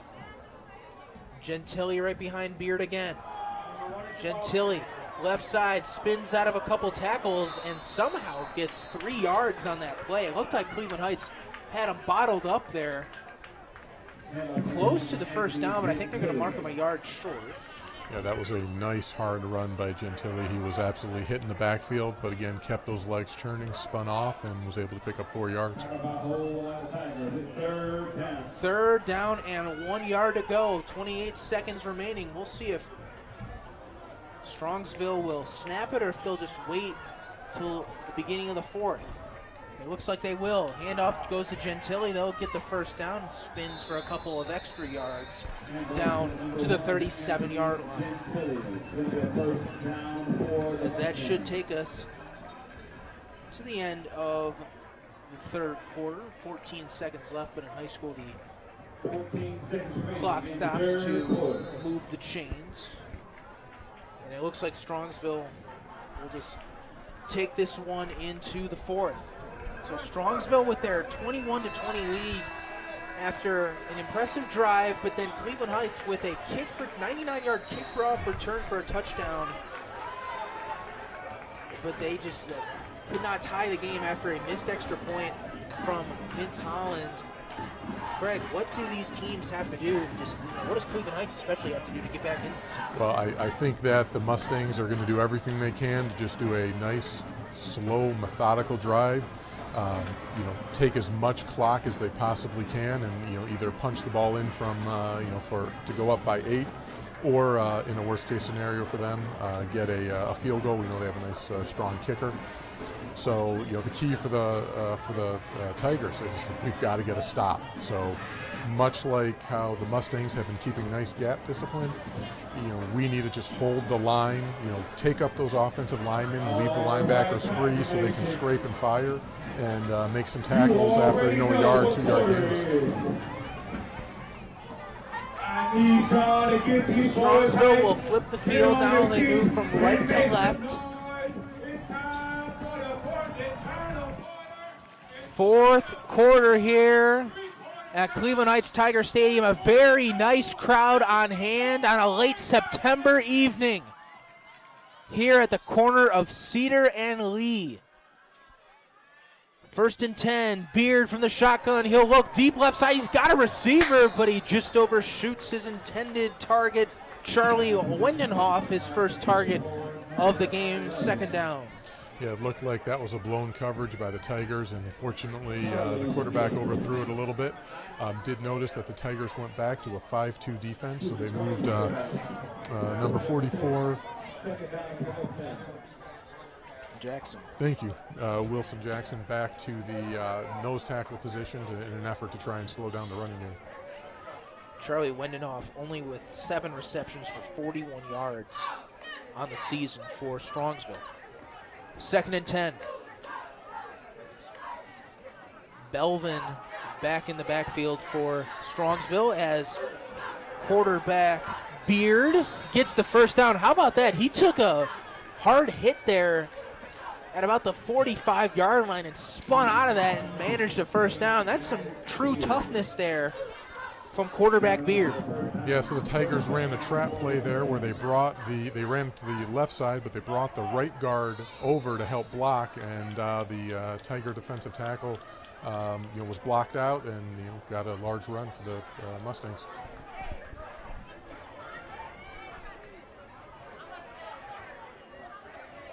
Beard in the gun. He'll give it up the middle to Gentili.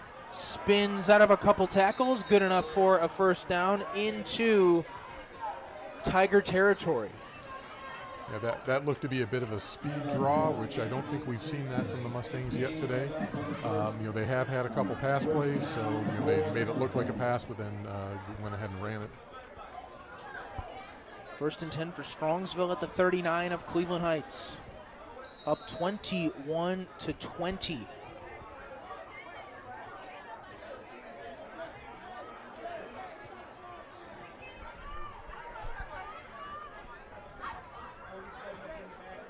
Beard gives it to Belvin. Belvin getting a nice push from the offensive line. He'll get about 4 yards on the carry. 3, I should say. It'll be 2nd and 7. Blake trying to spot the ball a yard or so further downfield than the refs had intended. Well, yes, actually it'll be a gain of 2, yes. So sometimes the referees just getting a little bit mixed up there. So 2nd and 8, 10:38 remaining here in the 4th quarter. Beard. Pump fake, right side, goes to the right side. He's got a receiver, but it's broken up in the last second. That throw looked like it was a little bit over the reach of Nick Turner, but still a great play from the Tigers' Jamel Lewis. Absolute fantastic play. Jamel was there step for step. Ball came down the field. Made a great play on the ball and just couldn't pull it in, but fantastic defense. Lewis, we mentioned earlier in the game, transfer from a high school in the Atlanta area in Georgia, who was already a Division I recruit, recruited by Tennessee and Georgia Tech among others, who moved up north to Cleveland Heights here and is an integral part of the Tiger defense on the outside. Beard gives the handoff to Belvin. Belvin charges his way forward just past the 35 down to the 34-yard line, and it'll bring up 3rd down. Yes, and Noah, that was the same trap play that the Mustangs ran a few plays ago that went for a long run, so the Tigers did a nice job holding that one to a short gain of 3 or 4 yards. Tiger Nation.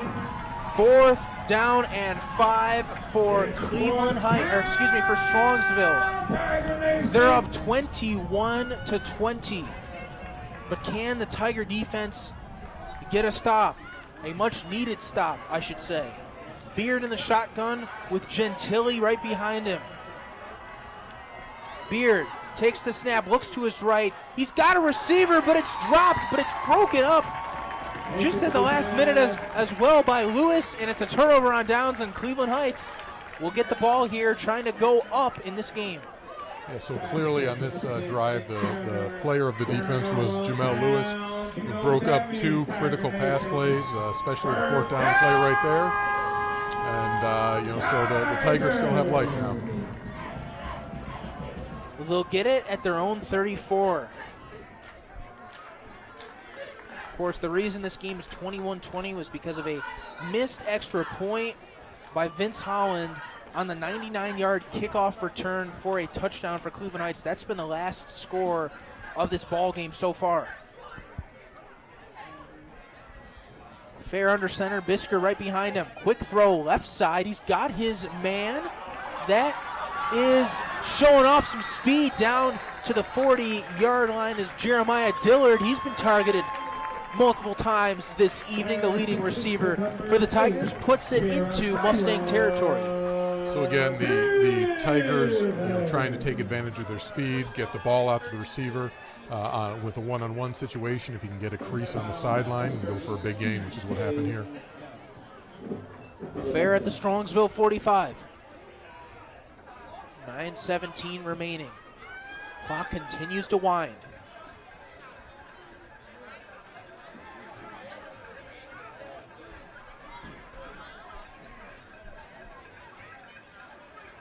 Fair dropping back, being rushed. He's going to avoid a couple of tacklers at the 45, gets a couple blockers at the 40, and runs out of bounds at the 38-yard line. Nice pickup there from Fair. That's right at the chains. Is it good enough for a 1st down?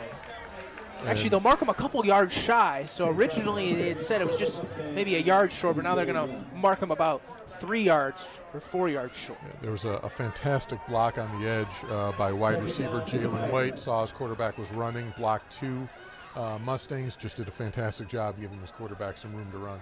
I'll tell you what, Craig, and we noticed this a couple weeks ago against Buchtel, the receivers do a good job overall of blocking on the outside. There's some strong blockers there. Fair will keep it, and he gets nowhere there. It'll be 3rd down. Well, people don't realize how important it is for wide receivers to block, in a running offense. A good blocking wide receiver is the difference between a 10-yard run and a touchdown. We talk a lot about that at the NFL level as well. In order to make the team, really contribute, you got to be able to block as well. Can't just catch.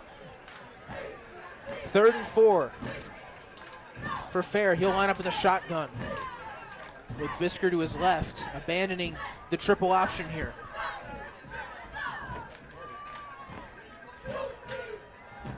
Fair, direct snap up the middle, and he's tackled. Did he get enough? I think they're going to mark him just a little bit short, maybe a couple of inches, if not a foot.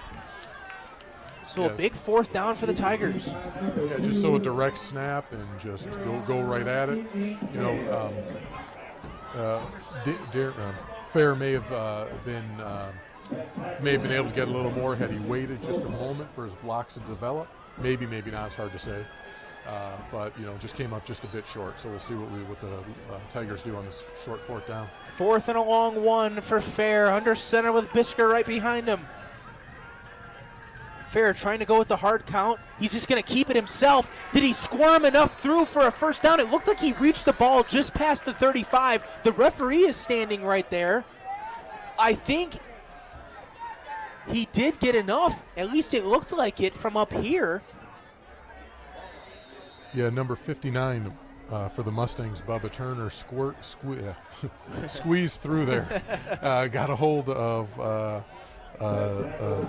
Darian, but you know, Darian was able, I think, to sneak underneath him and just barely get the 1st down. So there is an injured Tiger on the field, one of the offensive linemen. It is a 1st down indeed, but we'll take a short break right here on your home of Cleveland Heights Tiger football.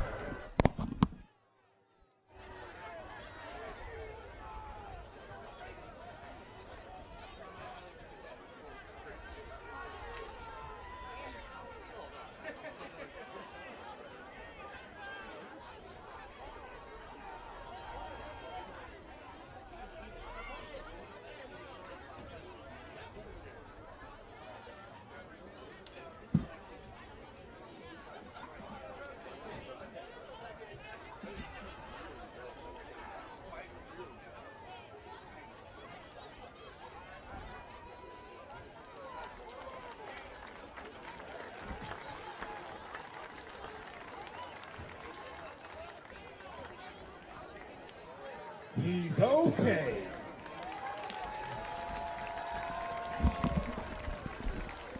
He went down, but he gonna be all right.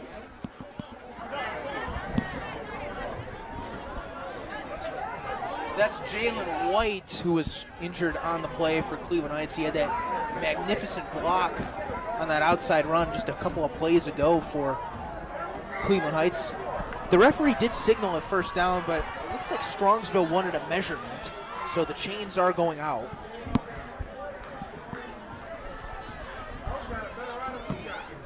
Looks like there's a Strongsville coach on the field. Max Stevens also out there in the yellow top, and it is indeed a 1st down. Looks like by the nose of the football. Max Stevens basically out there saying, you know, that's 100% a 1st down there, guys. By the stripe of the football. Yes. 1st down Tigers. Exactly. You know, they talk about football being a game of inches. And there you have it. Exactly.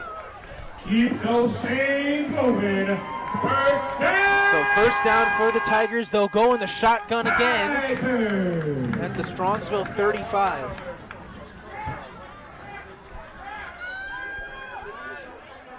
Two very well-coached teams here. Lou Serino for Strongsville in his 5th season, used to be at West Geauga before. Of course, Max Stevens, who was an assistant all over the place, Euclid, VASJ, among some other places in his 7th year for the Tigers.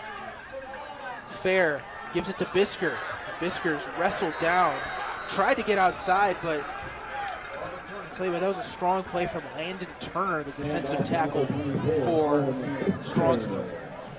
Yeah, so big 59 Bubba Turner was able to break through the line and make a nice tackle for a short loss. Bubba Turner, as he is known by Bubba, I should say. 6:48 remaining. Cleveland Heights trying to score here on a 2nd and 11 after losing a yard. Bisker still out there for Cleveland Heights. Fair. Straight drop, looking, deep right side. He's got a receiver. It is caught. It's going to be down right at the 1 yard line. But there's a great play. Jamari Lanham. Oh my goodness. Did they call it a touchdown? No, I think they're going to call him out at the 1, but absolutely fantastic throw by Darian. I don't know if you saw it. He kind of faked the run, then took a step back, launched it over, had a couple steps. The receiver had a couple steps. Absolutely perfect ball placement on the outside shoulder where no one else could get it. Fantastic execution, great play. They signaled touchdown on that play from up here. It looked like Lanham had stepped out at the 1. My goodness. I am glad to be wrong. I think everyone here in the stadium thought he was going to be down at the 1, but regardless, it's a touchdown. Vince Holland out for the extra point, a much-needed extra point here. Give him some of that. High snap, but he gets it down, and it's no good. So Holland has missed his last 2 extra points.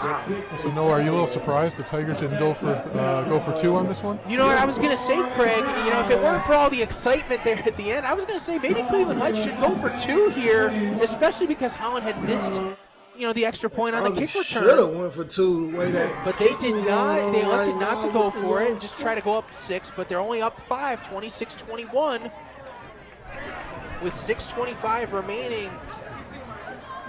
So this is the part of the game, Noah, where the conditioning of the young men comes into play. You have a lot of these folks going both ways. Now, it is a cool night. That certainly helps. But, you know, this is, again, where the conditioning and, you know, who's able to dig a little bit deeper may make a difference in the game. Let's get some defensive points right now. That's a 7th missed extra point of the season. He was perfect last week against Lorraine. He was perfect against Bookdale. He missed a couple against Euclid back in week 3.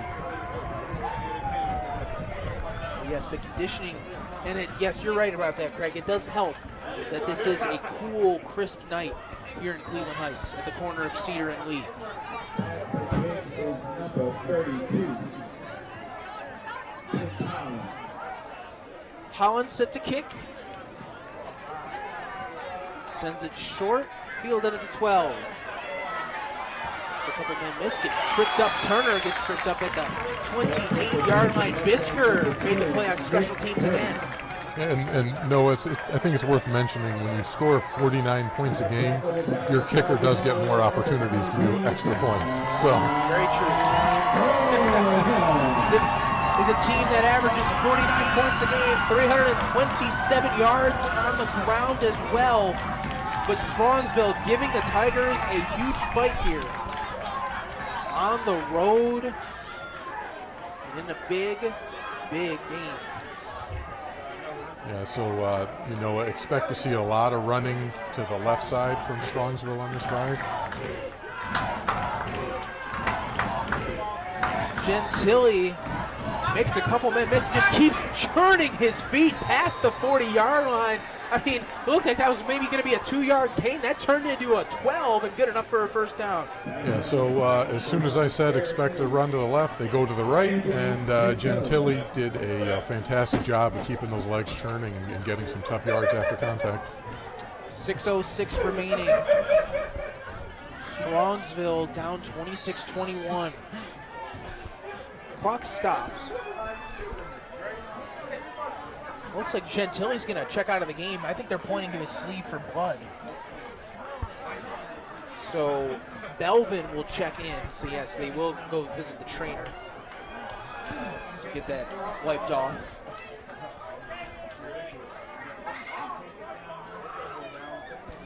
So Beard in the shotgun, Belvin to his left. Beard up the middle, hard hit there from Cleveland Heights, dives to the 45-yard line. A nice play there from the Tigers' Jameer Cliff.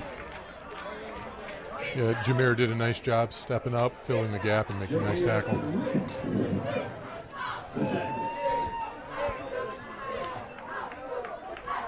Cliff came in with 9 tackles, including 1.5 tackles for loss into the game this afternoon. 5:20, clock continues to run.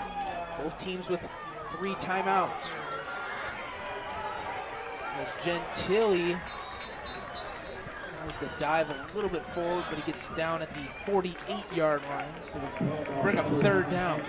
Yeah, and again, Jameer Cliff gets in there, was able to make contact behind the line, and then running back kept his legs churning, got a couple extra yards. A huge third down for Strongsville, perhaps the biggest third down of the evening for the visitors.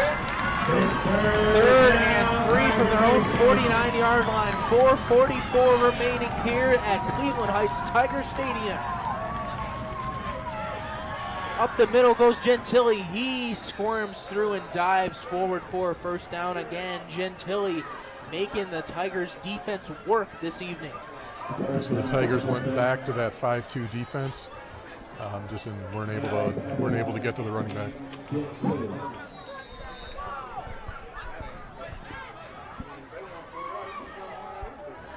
Wilson Jackson, as Craig mentioned earlier, he's been playing a little bit of that linebacker spot, but more in the second half. We've seen him play that nose tackle position, number 44, at the head of the center.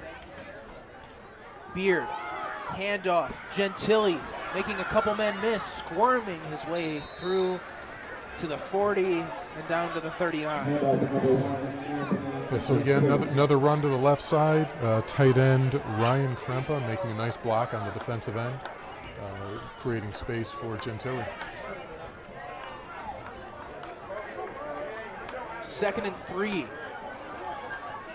from the 39. 3:47 remaining in the fourth quarter. Strongsville down 26-21. Beard, straight drop, pump fake to the right. He throws to his right and just out of the reach of his intended target, Miller. And it'll bring up third down. Yeah, so number 3, Raphael Adams, and number 13, Jamel Lewis, both there step for step. Ball was a little bit short, and may have been an opportunity for an interception. I apologize, that was Charlie Lindenhoff, number 11. That was the intended target. Another big third down for Strongsville, a 3rd and 3 at the Tiger 39-yard line. 3:35 remaining. Beard to Gentili, and he's wrapped up in the backfield. Guess who? It's Wilson Jackson. Huge play by Wilson Jackson. Was playing was playing the nose guard position over the center. Was able to squeeze through the gap and made a great play in the backfield. A huge fourth down for Strongsville. 4th and 4. Listen to this crowd. A very, very nice crowd on hand here tonight at Tiger Stadium, as everyone is on their feet with 3 minutes remaining in this one. Strongsville down by 5. Gentili in the backfield to the left of Beard in the shotgun. Beard takes the snap, looking over the middle of the field, zings it past his intended target, and he's got it at the 35-yard line. That is Wendenhoff, who they targeted on the last play, and that's good enough for a Mustang first down. Yeah, that was a nice throw and a really nice catch by Wendenhall. I think he knew he was going to get drilled when he caught it, still made the catch, got drilled, held onto it. Good play. Great job from Beard to just sing it in there, threading the needle to keep this drive alive for Strongsville. They're at the Cleveland Heights 35, down by 5. Gentili gets a handoff up the left side and gets tackled by Wilson Jackson. Yeah, there was a big hole there for a moment. Then Wilson Jackson slid over from that nose guard spot, closed it up real quick. He's so quick, very impressive there. You know, he played that linebacker position a lot against Buchtel 2 weeks ago. Played more of it in the first half, but they've moving him down, making those second half adjustments down to the nose tackle position in that 5-2 defense. With just over 2 minutes left, the clock is going to be a concern for the Mustangs now. 2:03 remaining. They still have all 3 timeouts in their bag if they need them. Brown pump fake to the right side. He throws to a wide open Nick Turner, who gets a first down trying to spin out of it for more, but he's gang tackled there right at the stick. So it'll be 1st and 10 at the 26-yard line of Cleveland Heights. 1:43 remaining, and we'll see when Strongsville starts to use their timeouts. Yeah, so Nick Turner slid out to the flat. No one caught him, but a great tackle by the defensive back out on his own. Wait, they're going to say it was a 3rd and 1. They just marked him just shy, and I think it's going to be encroachment on Cleveland Heights. Wow. So for a second there, we thought it was a first down. Marked him just a yard shy. And then Cleveland Heights looked like they jumped off sides, and they are. So that'll be an automatic first down for Cleveland Heights. Some of those penalties tonight, Craig, have killed the Mustangs. Killed the Tigers.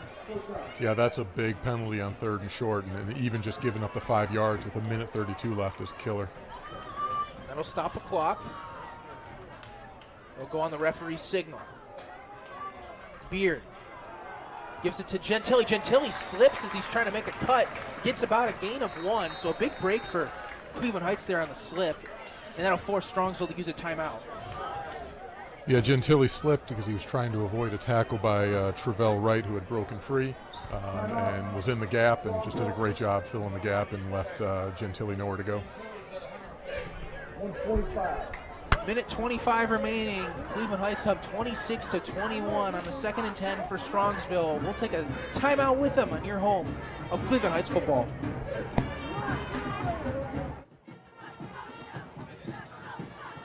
I'm in here trying to cook. Come on, Heights, make it happen.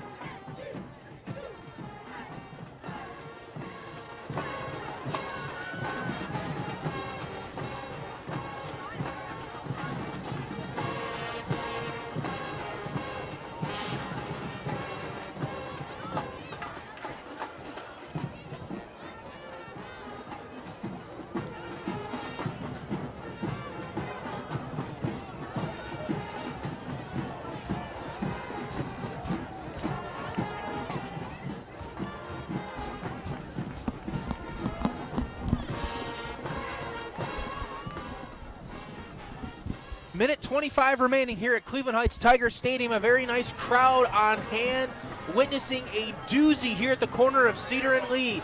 Beard, straight drop, finds an open receiver on the left side, but it falls incomplete, intended for Ethan Boyd. So it'll bring up 3rd down with a minute 21 remaining here in the 4th. I think Beard got a little bit excited and maybe didn't plant his back foot, and then the ball sailed on him a little bit. He had a wide open Boyd out in the flat. Just tried to zing it in there, but it was a little bit wobbly and a little bit high. And fell incomplete. 3rd and 10. Everybody making noise. Oh, man, here. Heights defense about to step it up. Biggest 3rd down of the Heights game defense so about far. to step it up. No Beard in the upset. gun. No upset. With Gentili Let's go. to the next Let's to go. Beard. Let's In go. the pocket. Going down the middle Interception. of the field. He's incomplete, but there is a flag on the Oh, play. come on now. Brandon Cox was the intended target, and they're going to get pass interference on Cleveland Heights. Oh, my goodness. Yeah, I think that's a tough call. I think I thought that the defensive back's feet got tangled up with the wide receivers unintentionally, but the ref saw it That's differently. that boozy. Yeah, double coverage over there. Number 21. Yeah, there was just some Oh, tangled feet not over a there. little Goldie, man. Cox is all Stop fired up. playing. First down. Cox only 4 receptions for 40 yards all season That ref went to for Strongsville. Strongsville. But Strongsville now in the red zone after the 15-yard pass interference penalty. They're at the 10-yard line of Cleveland Heights with a minute 15 remaining, down 26-21. Can Cleveland Heights maintain their perfect season and go 6-0? Gentili tries to get outside.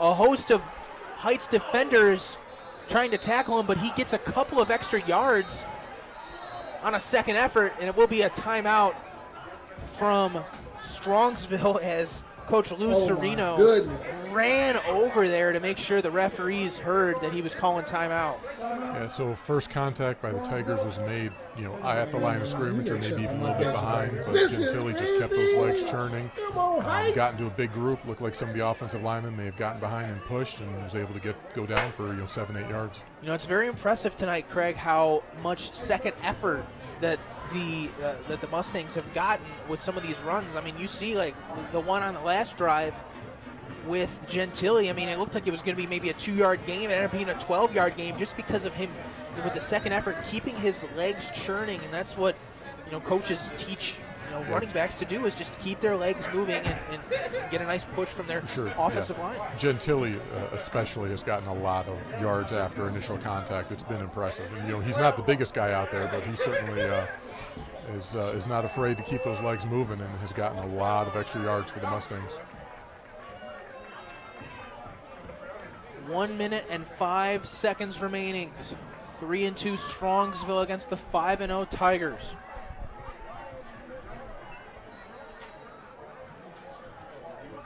Minute 5.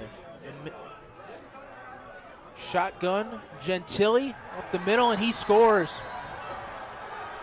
Anthony Gentili puts the Mustangs ahead by 1 point with 1 minute 1 second remaining here in the fourth quarter, 27-26. Yeah, just another hard-nosed run right up the middle. Now the Tigers have 1 minute 1 left. 2 timeouts. They do have, I think, a speed advantage. They've got a quarterback with a good, strong arm, so we'll see what happens. Got to make sure everyone's emotions are in check as well. But it looks like Strongsville will go for 2. Smartly. Oh, man. Well, you wonder earlier, too, Craig, if I come back, I see electing boom to and not 2 go points. for the That 2-point mean they conversion, didn't instead score go at for the extra all. point. They missed that. We'll have to see here. Strongsville going for it to try to make it a 3-point game. Shotgun for Beard. Looking to throw, but he gets sacked. Smack him. Wilson Come Jackson on. comes in and stops them on the 2-point conversion, so it will just be a 1-point game, so Cleveland Heights could win it on a field goal. We saw Vince Holland last season against Shaker Heights in the final regular season game of the year kick the game-winning field goal with about 2 seconds left to beat the Raiders 17-14 on this very field. So how far down do you think we'd have to get in order to be in this field goal range? I would say definitely try to get it within the 20 at least. Okay. At least. Can we see Holland kick a field goal a little bit longer? Not sure. He has not attempted a single field goal all season long. Just only kicked extra points. Oh, and do keep in mind we do have a kickoff return this game already. We'll see if Strongsville will elect to even kick it to them because he knows how dangerous those returners are. Jamel Lewis and Jeremiah Dillard back deep. Dillard, of course, had the 99-yard kickoff return for a touchdown in the third quarter, which put Cleveland Heights within 1. Harisco to kick off for the Mustangs.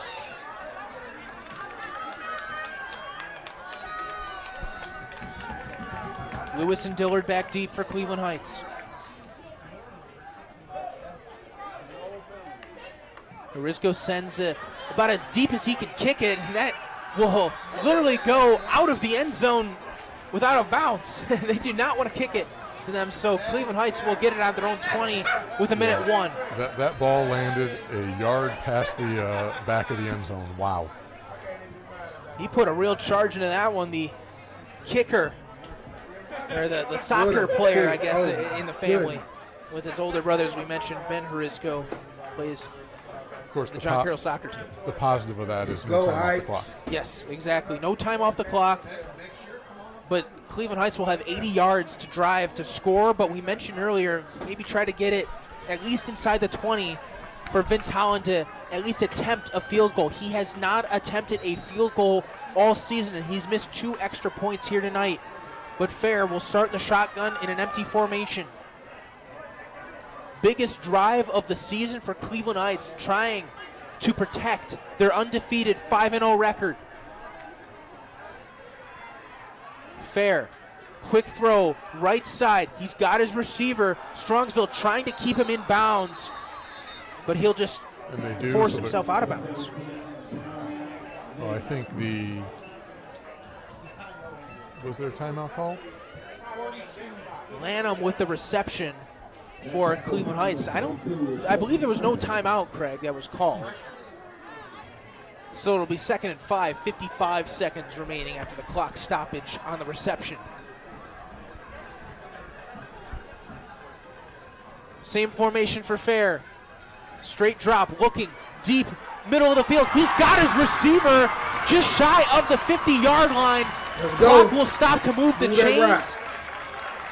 And that was Xavier Pitts with his first reception of the evening, a big one for the Tigers.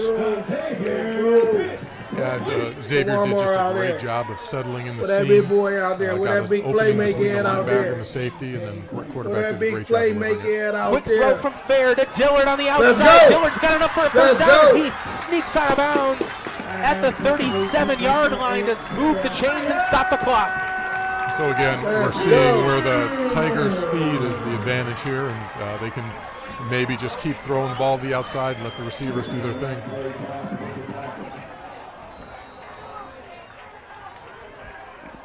Fair 2 for 2 on this drive. And and we're seeing Fair's arm strength here too.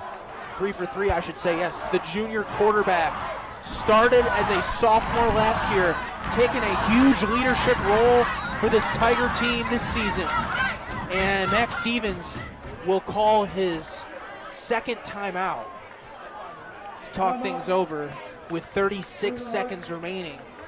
But Craig, if Cleveland Heights just at least gets it within the 20, I think they'll definitely have a good shot at a chance for a field goal from Vince Holland. Sure, but 36 seconds, one timeout, clock stops on a first down or out of bounds. They don't necessarily have to rely on that. There's still plenty of time to get in the end zone.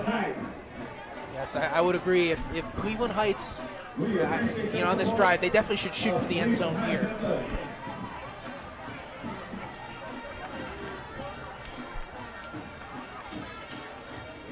A beautiful night here at the corner of Cedar and Lee. A nice crowd on hand.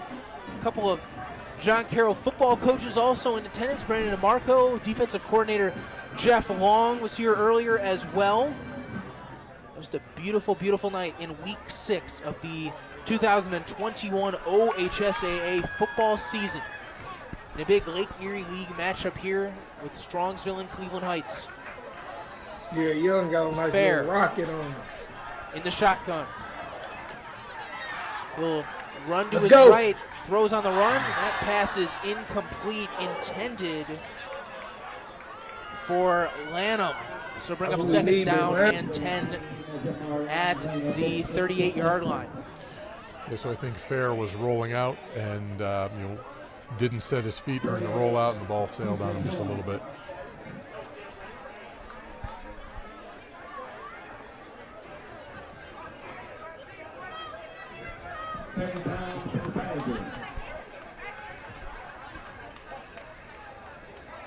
This has really been the most important drive of the season so far for Cleveland Heights, trying to make this a game-winning drive for Fair. 31 seconds left, straight drop, quick throw. He's got his man, evades a couple of tackles, but gets slammed down by the Clemson commit left tackle. Tigers run a screen pass there, get a few yards on the play, but well defended by the Mustangs. I gotta say, Jeremiah Dillard is down on the ground for Cleveland Heights after taking a tough hit to the turf. So it'll be third down for Cleveland Heights.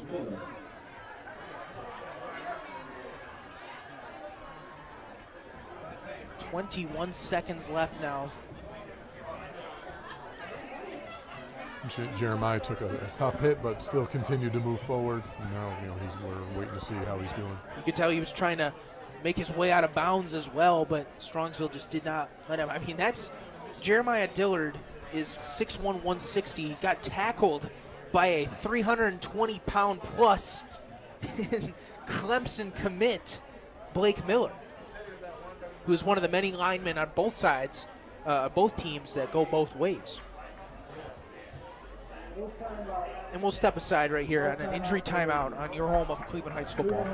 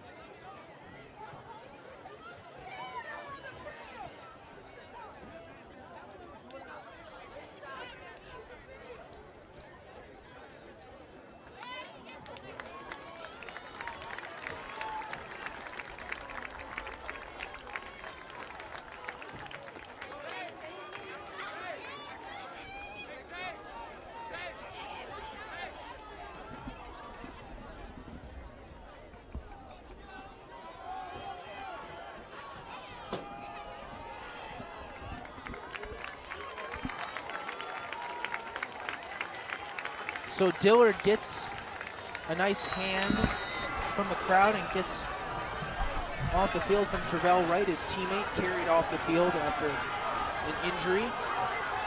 Strongsville says that Cleveland Heights went off sides or delay of game or something. Or false start. False start, but Lou Sereno from Strongsville is out past the numbers out there, pleading with the referee, telling him something from Cleveland Heights. Some sort of penalty or something, but I don't think there was a flag call. 16 seconds remain. Cleveland Heights has a timeout, and so does Strongsville.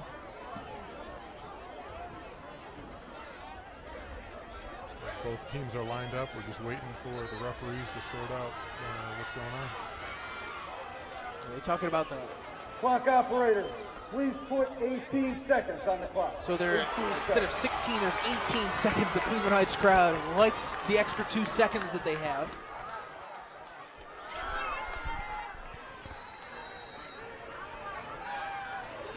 So 3rd down and 10, Fair. Quick throw to the left side, right side. He's got his receiver, and that's going to be shy of a first down near the 30, but it was just a quick throw out to the right side to just stop the clock with 10 seconds remaining. The reception was made by Ashley Derrick. It's going to be 4th and 3 for the Tigers. The season on the line here. Yeah, so we have 10 seconds left. The Tigers still have 1 timeout, so that must have been an injury timeout, the last stoppage. The perfect season on the line for Fair. Looked like Strongsville moved a little bit up there, but no call. Did not go past the line of scrimmage. 4th and 3, 5 and 0 on the line. Fair looks quickly to the left side. He's going to be chased and he's sacked. The Clemson commit, Blake Miller, trips up Fair, and the perfect season for Cleveland Heights is no more. Yeah, it looked like Fair was going to do a move and maybe slipped a little bit, fell to the ground. Fair gets a nice hug from Max Stevens. At the end of the play, there is a flag, and I think it's going to be on Strongsville. Just a very late flag. Unsportsmanlike. Wow. But after the play. Yeah. Or maybe a sideline warning. The referee was using the sideline warning hand signal, so it may be that. With 5 seconds remain, Strongsville with the huge stop. Of course, Blake Miller, the Clemson commit at left tackle, gets in on the stop, does just enough to trip up the speedy Darion Fair for the sack on 3rd down. 15-yard penalty, first down. There you go! It's going to be an unsportsmanlike conduct penalty on Strongsville. But does the ball change position? I was about to say so, because Cleveland Heights is celebrating. So this may be still Cleveland Heights football. Let's go! Because Max Stevens Somebody buy that man some Wendy's. referee. We'll get him a Frosty. Oh no, it was after the play. Oh, so it was after the play. It's a celebration penalty, Okay. Unfortunately. But for a second, it seemed like there might be one more play for Cleveland Thought Heights. they was giving us one more. You don't get no The crowd Frosty. celebrated, and so did the Tigers sideline. Take that Frosty back. Yeah, I think the Mustangs got a unsportsmanlike penalty for celebration after the play, so they're 15 yards marked off from the spot of the tackle, but ball does change of possession to the Mustangs. So Beard will go out there with Gentili and just take a knee with 5 seconds left. So the Mustangs come out on top, 27-26, as Cleveland Heights suffers their first loss game, youngsters. of the Y'all know how I 2021 feel like now. season. But Craig, what a game on both sides of the ball. I mean, Cleveland Heights came up with some big stops. Strongsville came up with some big stops. They had some great offensive possession, moving the ball on the ground, but Strongsville just doing just enough at the end of the game. This is why high school football is as great as it is. You had just two evenly matched teams we in the streets with playing their heart out, two well-coached teams, man. and you got one team edging out the other by a point at the very end. Kudos to both teams for just playing a fantastic, hard-fought game. This is